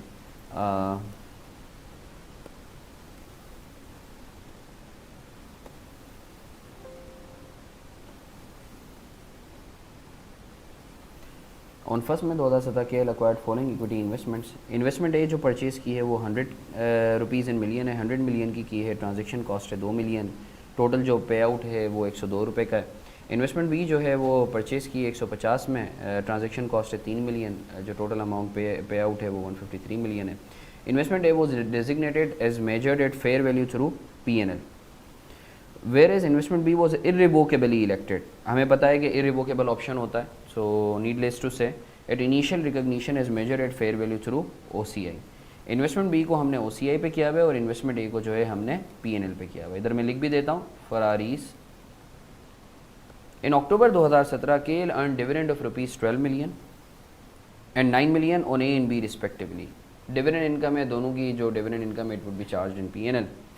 20% इन्वेस्टमेंट ऑफ ए, इन्वेस्टमेंट की इन्वेस्टमेंट ए जो 20% है एंड 30% ऑफ इन्वेस्टमेंट बी, और बी की 30% जो है were sold for ₹23 million and 50 million respectively in November 2017। Transaction cost was paid at 2%। Transaction cost जो है वो 2% पे हुई है। As on 31 December 2017 fair values of the remaining investments are given below. जो ईयर एंड पे इन्वेस्टमेंट्स हैं वो फेयर वैल्यू जो इन्वेस्टमेंट ए है वो 105 है, transaction cost on disposal 2.1 million है, नेट अमाउंट है 102.9। सिमिलरली इन्वेस्टमेंट बी जो है उसकी जो फेयर वैल्यू है ईयर एंड पे जो बची हुई इन्वेस्टमेंट्स हैं वो 130 मिलियन है, ट्रांजेक्शन कॉस्ट 2.6 है और नेट अमाउंट है 127.4 मिलियन। तो इस सवाल में 3 चीज़ें हैं जो हमें देखनी है। मैं एक काम करता हूँ कि before beginning preparation of extracts of financials what we are gonna do, हम इन ये जितनी भी इवेंट्स हैं उनकी हम एंट्रीज पास कर लेते हैं, फिर हम लोग जो है इसके एक्सट्रैक्ट्स भी बना लेते हैं। इसमें 3 चीज़ें अगर हम गौर से देखें, एक तो है इनिशियल रिकग्निशन, फिर है जो आपका कैपिटल गेन हुआ है और डिविडेंड हुआ है उसकी रिकग्निशन, और फिर उसके बाद मार्क टू मार्केट है at the end of the year. तो इस क्वेश्चन को मैं कॉपी कर लेता हूँ एक्सेल शीट पे।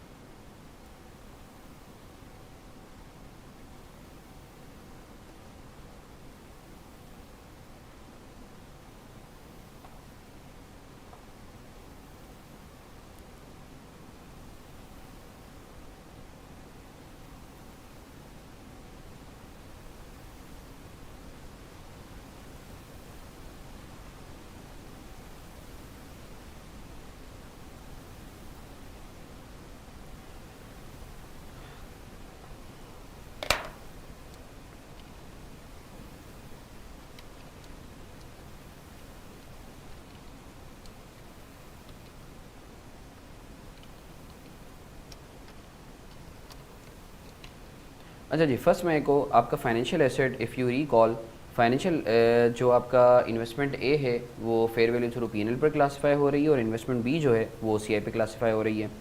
तो आपकी इन्वेस्टमेंट ए को जो है आप 100 मिलियन से डेबिट करेंगे। जो आपका इन्वेस्टमेंट बी है उसकी ट्रांजेक्शन कॉस्ट जो है वो आप कैपिटलाइज करेंगे तो आप 153 मिलियन से करेंगे। कैश आप 255 मिलियन, और ट्रांजेक्शन कॉस्ट जो आपने ए पर पे की है दैट वुड बी एक्सपेंस्ड आउट, और आपका जो कैश का आउटफ्लो है वो 255 मिलियन है। आई होप आपको इनिशियल रिकग्निशन पे जो एंट्री पास की है वो क्लियर है। उसके बाद 31 अक्टूबर को जस्ट होल्ड ऑन। हेलो, वालेकुम अस्सलाम।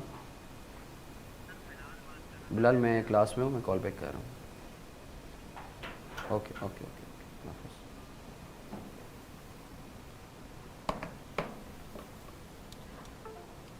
अच्छा जी, 31 अक्टूबर को जो है 31 अक्टूबर को cash debit dividend income credit हुआ है। 12 मिलियन जो है वो ए पर मिले हैं और 9 मिलियन जो है वो इन्वेस्टमेंट बी पर जो है वो हमें अर्न हुआ है। 30 नवंबर को जो है हमने डिस्पोजल किया है, 2 डिस्पोजल किए हैं।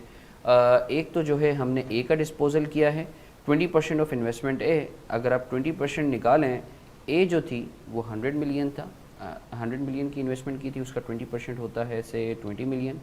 अब ये जो 20 मिलियन है हम लोग सेल आउट कर रहे हैं, डिस्पोज ऑफ कर रहे हैं 23 मिलियन में। अगर आप सवाल में देखें तो सवाल में लिखा हुआ है 23 मिलियन, थर्ड पैराग्राफ में।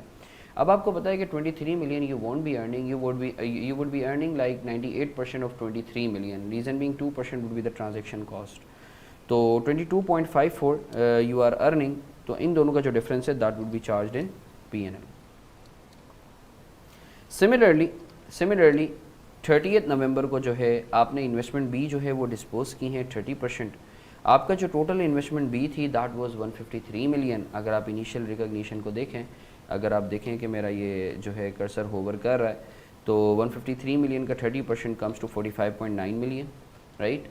ये जो आपने डिस्पोज किया है, ये आपने बेचा है 50 मिलियन में, ये आपने 50 मिलियन में जो है डिस्पोज किया है, बट यू नो कि we would be receiving like 98% of the 50 million which comes to 49। तो 45.9 का एसेट था जो कि आपने 49 मिलियन में बेचा है, तो आपका जो गेन हुआ है which is 3.1 million, and that would be charge in OCI obviously.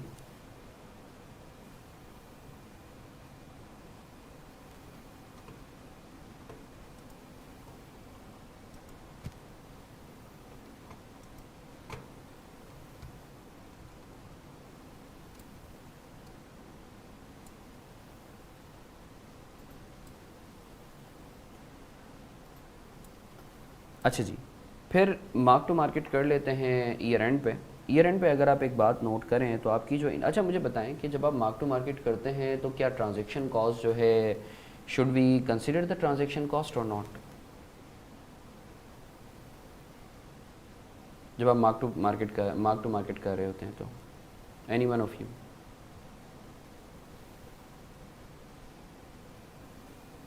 No. देखिए, ट्रांजैक्शन कॉस्ट का जो ताल्लुक है वो तो इनिशियल रिकॉग्निशन और जो है डिस्पोजल के उससे है ना। मार्क टू ट्रांजैक्शन कॉस्ट जो है जब आप फेयर वैल्यू पर लेकर जा रहे हैं तो उसमें तो आपकी ट्रांजैक्शन कॉस्ट का तो कोई इन्वॉल्वमेंट होता ही नहीं है, तो this is just a distortion, ठीक है ना। तो अब आप देखेंगे कि आपकी जो इन्वेस्टमेंट ए है आज उसकी वैल्यू कितनी है। आज वो 80 रुपये, अगर मैं बात करूँ डे 1 से, तो 100 मिलियन की हमने परचेज़ की थी, 20 मिलियन की हमने बेच दी, तो आज जो मेरी बुक्स में कैरिंग अमाउंट आ रही है इन्वेस्टमेंट ए की, दिस इज़ 80 मिलियन, राइट। जब हम मार्केट में गए तो वी गॉट टू नो कि मार्केट में जो वैल्यू चल रही है वो 105 मिलियन चल रही है, तो आपका जो गेन आ गया वो 25 मिलियन का आ गया है। मार्क टू मार्केट गेन और unrealise gain that would be charged in P&L। You can have a look here. Similarly जो इन्वेस्टमेंट बी है, आपने जो परचेज़ की थी इन्वेस्टमेंट बी, वो आपने परचेज़ की थी 153 मिलियन में, और आपने 30% which comes to 45.9 million you have disposed of this amount of investment. तो आज जो आपके पास इन्वेस्टमेंट बी की वैल्यू आ रही है दिस इज़ 107 मिलियन। जब आप मार्केट में गए तो you got to know that आपकी जो फेयर वैल्यू है वो है 130 मिलियन, ठीक है ना। आप स्टैंड कर रहे हैं 107 मिलियन पे, तो आपका जो 23 मिलियन का गेन है this is mark to market gain to be charged in OCI। Let's have a look at the entries. आपने फाइनेंशियल एसेट को जो है 25 मिलियन से जो इन्वेस्टमेंट ए है उसको डेबिट करा, P&L को 25 मिलियन से क्रेडिट करा। सिमिलरली इन्वेस्टमेंट बी जो है उसको आपने 23 मिलियन से डेबिट करा और OCI को आपने 23 मिलियन से क्रेडिट करा। आई एम श्योर आपको ये चीज़ क्लियर है, आई एम श्योर आपको एंट्रीज क्लियर है।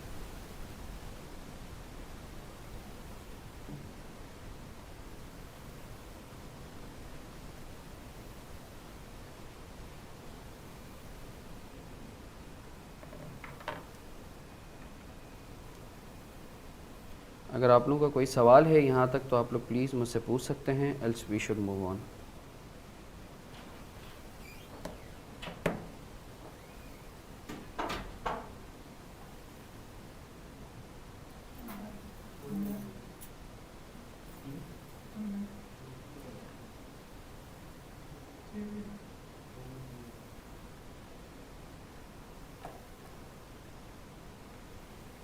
हेलो,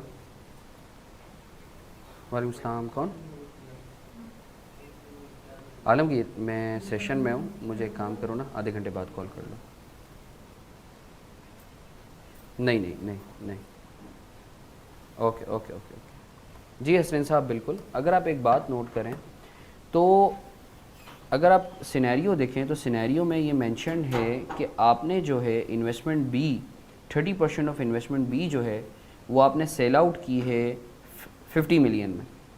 अगर आप इन्वेस्टमेंट बी की वैल्यू देखें तो 153 मिलियन जो है, 153 मिलियन की आपने परचेज़ की थी, 153 मिलियन का अगर आप 30% लें तो फाइनेंशियल एसेट बी की जो कैरिंग अमाउंट है जो डिस्पोज हुई है वो 45.9 मिलियन की है, जो कि आप 30 नवंबर वाली अगर आप एंट्री देखें तो 45.9 मिलियन की जो है आपने इन्वेस्टमेंट डिस्पोज की है। उसके अगेंस्ट आपको अर्न कितना हुआ है?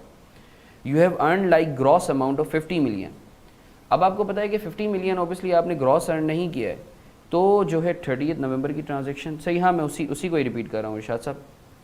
अब अगर आप 50 मिलियन, जाहिर सी बात है कि you are not receiving 50 million, 2% का ट्रांजैक्शन कॉस्ट भी पे ऑफ कर रहे हैं। आप चाहें तो ट्रांजैक्शन कॉस्ट को सेपरेटली आप रिकॉर्ड कर लें, ठीक है ना। मैं क्या कर रहा हूँ कि ये जो मेरी डिस्पोजल प्रोसीड्स हैं मैं उसी से ही नेट ऑफ करके दिखा रहा हूँ, इट्स अगेन फाइन।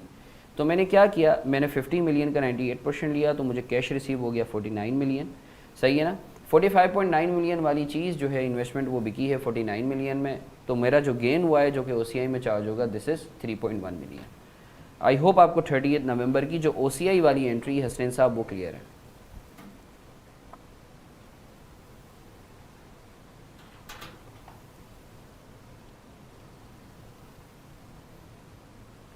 इरशाद साहब आई एम श्योर आपको भी जो है जो कंसर्न था वो एड्रेस हो चुका है। ओके अच्छा, लेट्स क्विकली प्रिपेयर जो कि मेन रिक्वायरमेंट थी फाइनेंशियल्स बनाने की। इन्वेस्टमेंट ए जो है आपकी एज ऑफ जो है इन्वेस्टमेंट ए जो है वो 105 मिलियन पे आएगी फेयर वैल्यू पर। इन्वेस्टमेंट बी जो है वो भी आपकी एक फेयर वैल्यू पर आएगी 130 मिलियन पे। लेट्स प्रिपेयर P&L के एक्सट्रैक्ट्स। आपकी जो ट्रांजैक्शन कॉस्ट है, ये ट्रांजैक्शन कॉस्ट कौन सी है जो आपकी फेयर वैल्यू थ्रू P&L पर इन्वेस्टमेंट आपने जो है क्लासीफाई की है, उस पर ट्रांजैक्शन कॉस्ट जो है ये 2 मिलियन की है जो आपने इन्वेस्टमेंट ए डिस्पोज की है। अच्छा आप याद रखिएगा जो फेयर वैल्यू थ्रू P&L वाले जितने भी गेन्स हैं वो सारे के सारे P&L में आएंगे, बी इट रियलाइज्ड और अनरियलाइज्ड। और OCI fair value through OCI वाले जितने गेन्स हैं वो सारे के सारे आपके OCI में चार्ज होंगे, irrespective of they are realised और unrealised, except for the dividend income. Dividend income जो है वो P&L में चार्ज होगी। तो अब आप देखें gain on disposal of a, ये रियलाइज गेन था 2.54 million, that would be charge in P&L। Unrealise gain on a ये भी आपका P&L में चार्ज होगा 25 मिलियन। डिविडेंड इनकम जो है वो आपकी 21 मिलियन की हुई है, इस ये ए और बी दोनों पर है।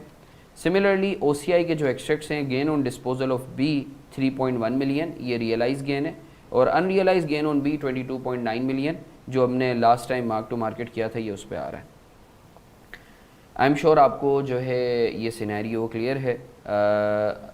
अगर कोई आप लोगों का कंसर्न है तो प्लीज़ आप लोग मुझसे डिस्कस कर सकते हैं, अदरवाइज़ हम लोग आगे बढ़ें प्लीज़।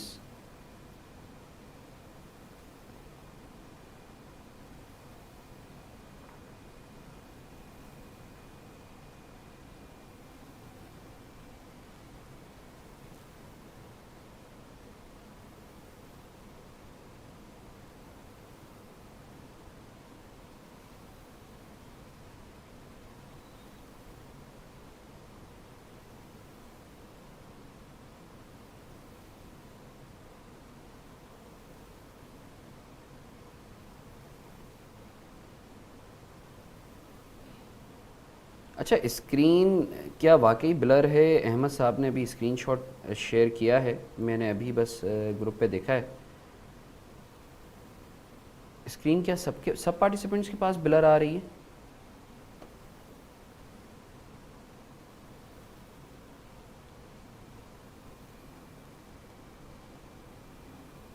ओके ओके अच्छा एक्सेल फाइल प्रॉब्लम कर रही है, बुलाते हो इमरान को।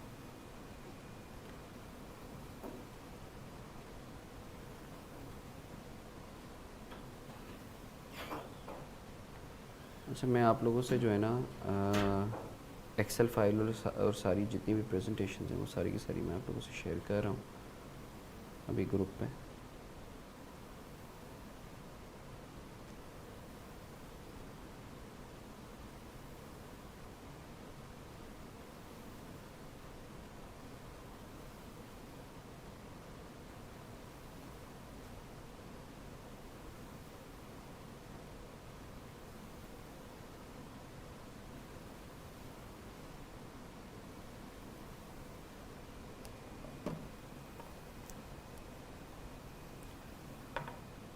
अच्छा, मीनवाइल जो है ये आप लोगों को ये सवाल का जो हम लोगों ने डिस्कशन किया है ये क्लियर है कि ये मैं जो ब्लरनेस है उसका इशू जो है वो तो मैं देख लेता हूँ। बाकी आप लोग मुझे बताएं अगर ये जो हम लोगों ने, चलो that's good, thank you Arshad साहब for the input.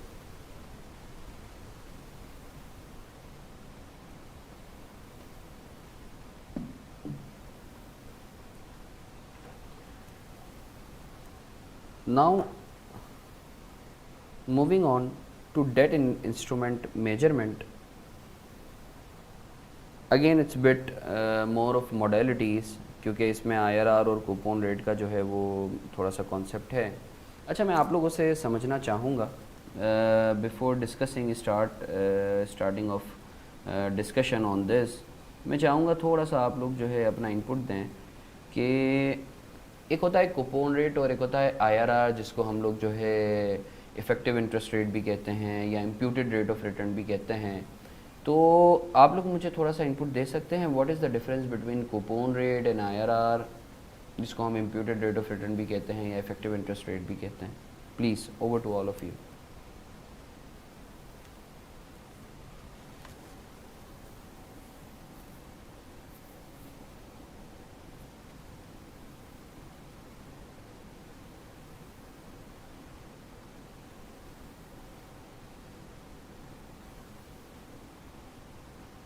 Okay okay, ये तो आपने आमिर साहब एक अकाउंटिंग पर्सपेक्टिव से जो है वो आपने बता दिया, यानी थोड़ा सा और टेक्निकल जो है वाई हम जो है कूपन रेट से जो है वो पेमेंट हम लोग या रिसीट्स बुक कर रहे हैं और आईआरआर की बेसिस पे हम इनकम और एक्सपेंस बुक कर रहे हैं। What is the reason for doing this? आपने बिल्कुल सही बताया है, बट मैं चाह रहा हूँ थोड़ा सा हम इसको जो है ना फर्दर मॉडलिटी में देखें, why this is the case.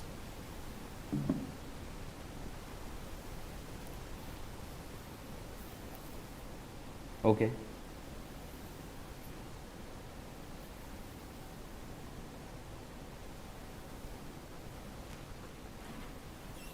Hmm, okay, सही है, सही है, ट्रू। और आईआरआर क्या होगा?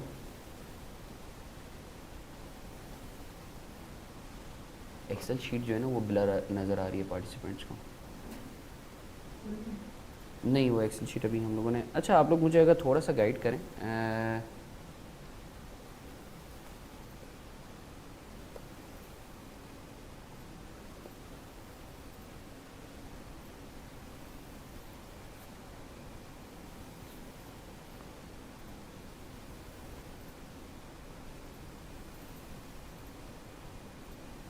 ओके,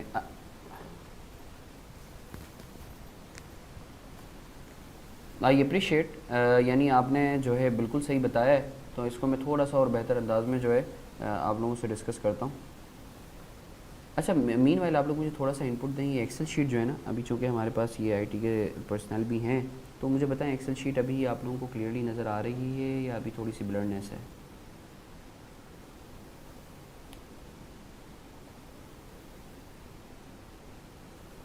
ओके,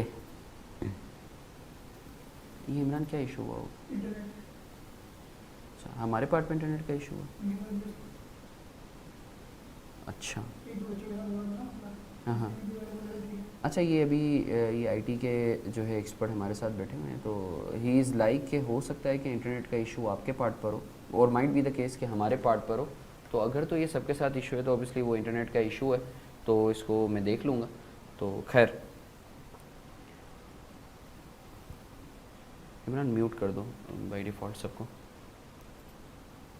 अच्छा जी, मैं आईआरआर और कूपन रेट के हवाले से थोड़ा सा आप लोगों से डिस्कशन कर लूँ। आप लोगों ने, हाँ, सबको अक्रॉस द बोर्ड, वो किसी पार्टिसिपेंट का बाई मिस्टेक जो है वो ऑन रह गया होगा ना।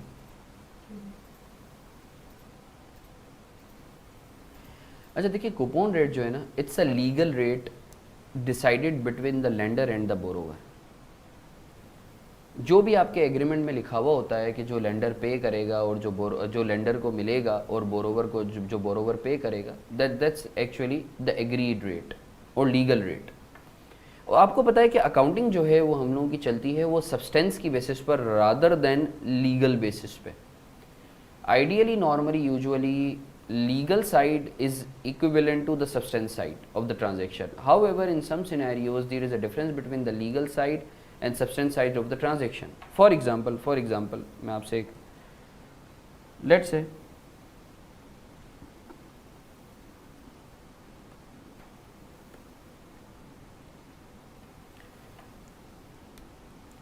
मैंने एक इन्वेस्टमेंट की है, या लेट्स से मैंने लोन लिया है 3 सालों के लिए, सेम आई गेट 100, और उसके ऊपर जो है I am paying interest at the rate of 10%.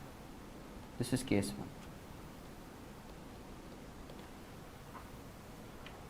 अच्छा, मैं तो सिनेरियो लिख भी देता हूँ. Issued debentures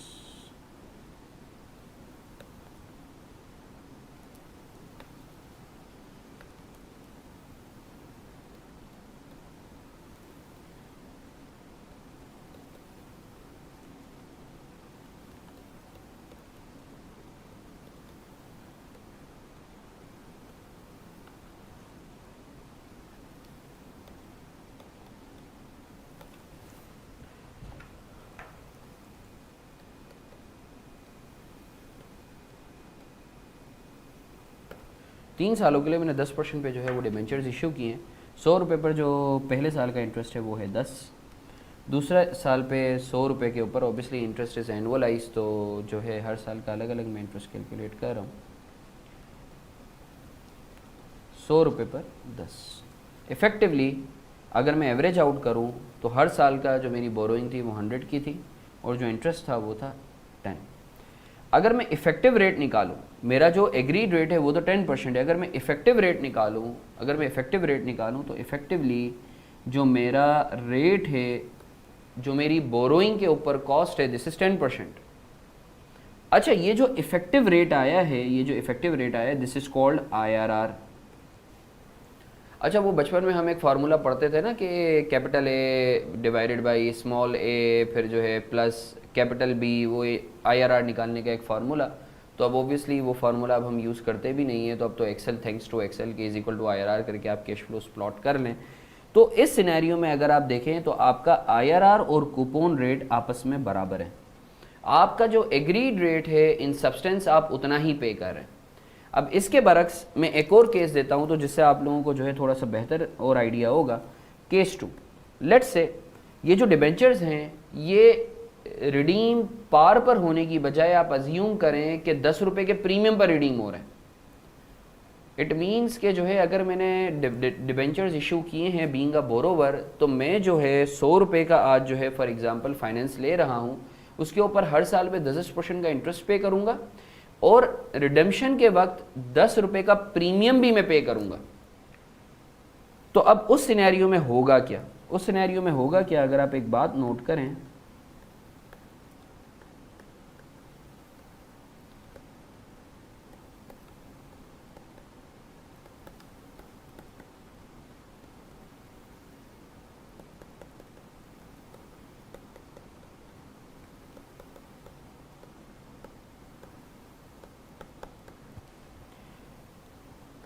ये लोन है,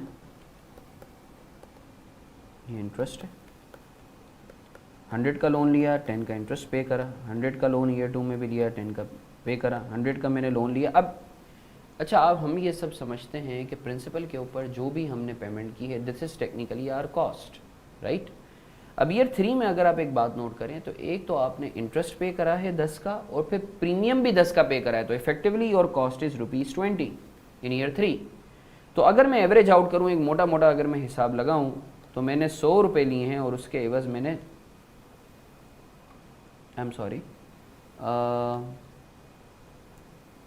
मैंने 300 रुपये लिए हैं और उसके एवज 40 रुपये जो है over the period of 3 years मैंने पे करें. तो अब आप जो है ज़रा रेट निकालें तो वो कितना आ रहा है. If anyone can help me out.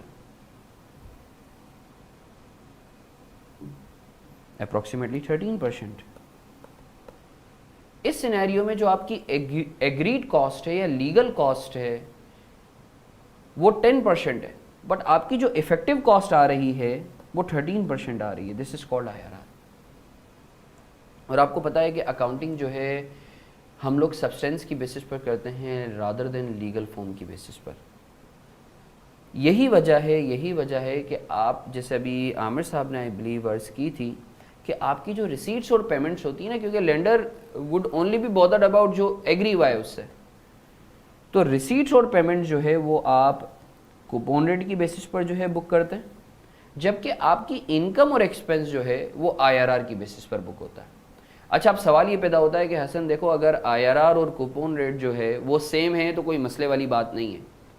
मसला तब आएगा जब IRR और कूपन रेट डिफरेंट होगा, क्योंकि आप रिसीट किसी और रेट से बुक कर रहे होगे और इनकम किसी और रेट से बुक कर रहे होगे इन केस ऑफ एसेट, या आप पेमेंट किसी और रेट से बुक कर रहे होगे और एक्सपेंस जो है किसी और रेट से बुक कर रहे होगे। तो उन दोनों का जो डिफरेंस है उसका क्या करेंगे? तो बस इन दोनों का जो डिफरेंस है दिस इज कॉल्ड अमोर्टाइजेशन, और जब वो आपकी इनिशियल कॉस्ट में क्लब होता है तो वो कॉस्ट बन जाती है amortised cost. So I can say कि amortised cost is the difference between the amount derived through IRR and the amount derived through coupon rate. Are we clear on the difference between IRR and coupon rate, and which expense is used for booking income or expense in case of assets or liabilities respectively, और कौन सा rate जो है वो receipts and payments के लिए होता है? अगर आप लोगों का कोई सवाल है तो प्लीज़ आप लोग मुझसे पूछ सकते हैं।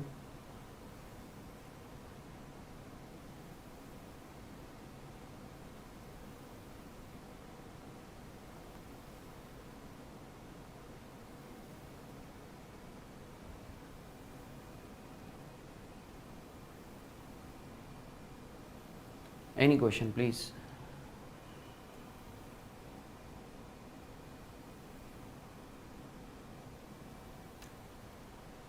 फैज़ भाई, अमोर्टाइज कॉस्ट अगर आपको समझ में नहीं आई है ना तो डोंट यू वरी, बल्कि मैं कर देता हूँ चलें, क्योंकि 2 पार्टिसिपेंट्स ने जो है इसके ऊपर।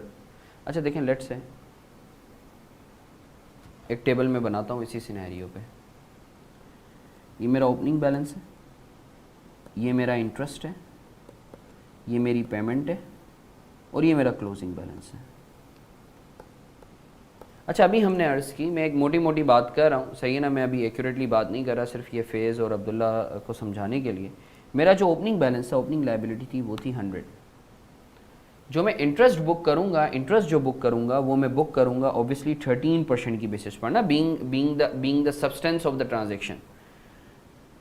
जब मैंने इंटरेस्ट जो बुक किया है, अज्यूमिंग कि मैंने अभी पे नहीं करा, तो आज अगर कोई मुझसे पूछे कि हसन तुम्हारी लायबिलिटी कितनी है, तो मैं बोलूँगा साल के शुरू में थी 100, इस इंटरेस्ट की वजह से मेरी लायबिलिटी बढ़ के हो गई 113। मगर मैंने जो है लेंडर को 10% के हिसाब से, जो मेरा एग्रीड रेट था वो था 10, क्योंकि मैंने तो 3 साल बाद प्रिंसिपल पे करना है ना, आज तो मैं सिर्फ इंटरेस्ट पे करूँगा 1 साल बाद।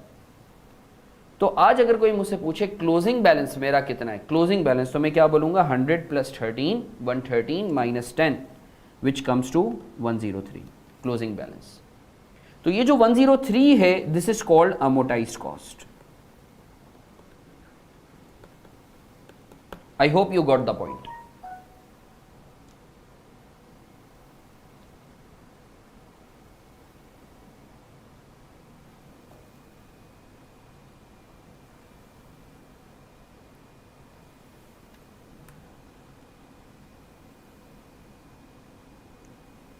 अच्छा फेज़ ब्रदर, देखें ना, लाइबिलिटी क्या है जो आपको पे करनी है। अगर कोई आपसे पूछे कि आज आपको क्लोजिंग बैलेंस लाइबिलिटी का कितना है, तो आप क्या बोलेंगे? 100 rupees you are suppose to pay और 103। बड़ी इसकी मैं बिल्कुल एक जो है ना एज अ लेमैन अगर मैं बात करूँ, 100 रुपये आपने साल के शुरू में लिए, आपने बोला कि 13 रुपये मुझे पे करने, तो 113 रुपये टोटल पे करने थे, आपने 10 रुपये पे कर दिए, तो आज कितने बचे?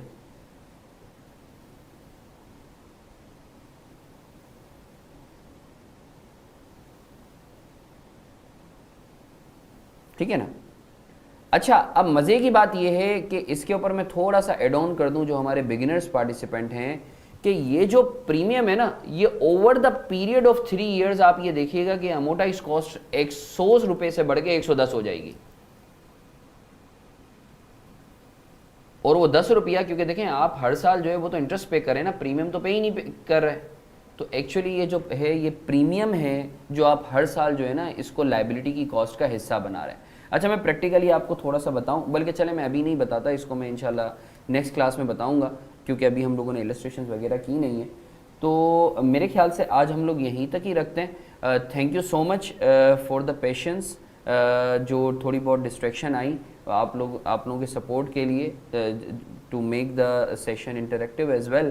तो over to all of you, अगर आप लोगों का कोई क्वेश्चन है तो आप लोग प्लीज़ मुझसे डिस्कस कर सकते हैं। इनफैक्ट आई वुड लाइक कि ये जो आज हम लोगों ने सेशन किया है, since it's a transition to the new system, तो आप लोगों का अगर कोई इनपुट है तो प्लीज़ आप लोग मुझे इस पे लाजमी दें।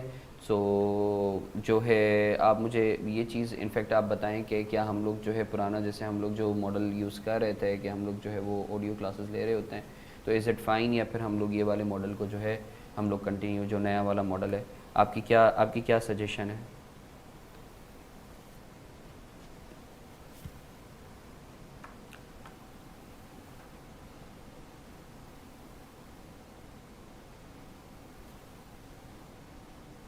Old was better, okay.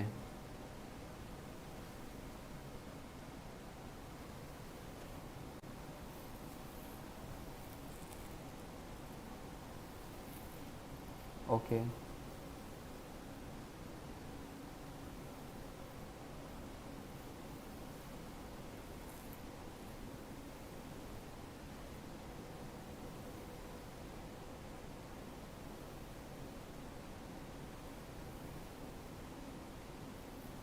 Okay, thank you so much respected participants for your kind input. अच्छा, ये 2-3 सवालात हैं, जैसे हसनैन भाई ने एक सवाल किया कि फॉर आवर अंडरस्टैंडिंग, बिल्कुल हाँ बिल्कुल रिकॉर्डिंग शेयर होंगी, लाजमी शेयर होंगी।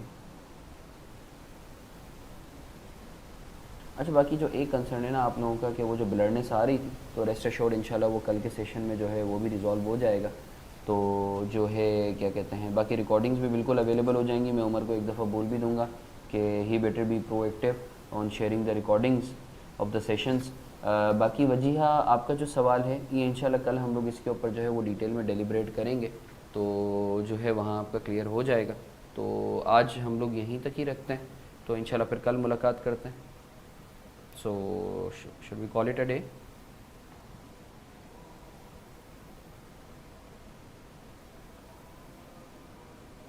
Thank you so much. Thank you. Allah Hafiz.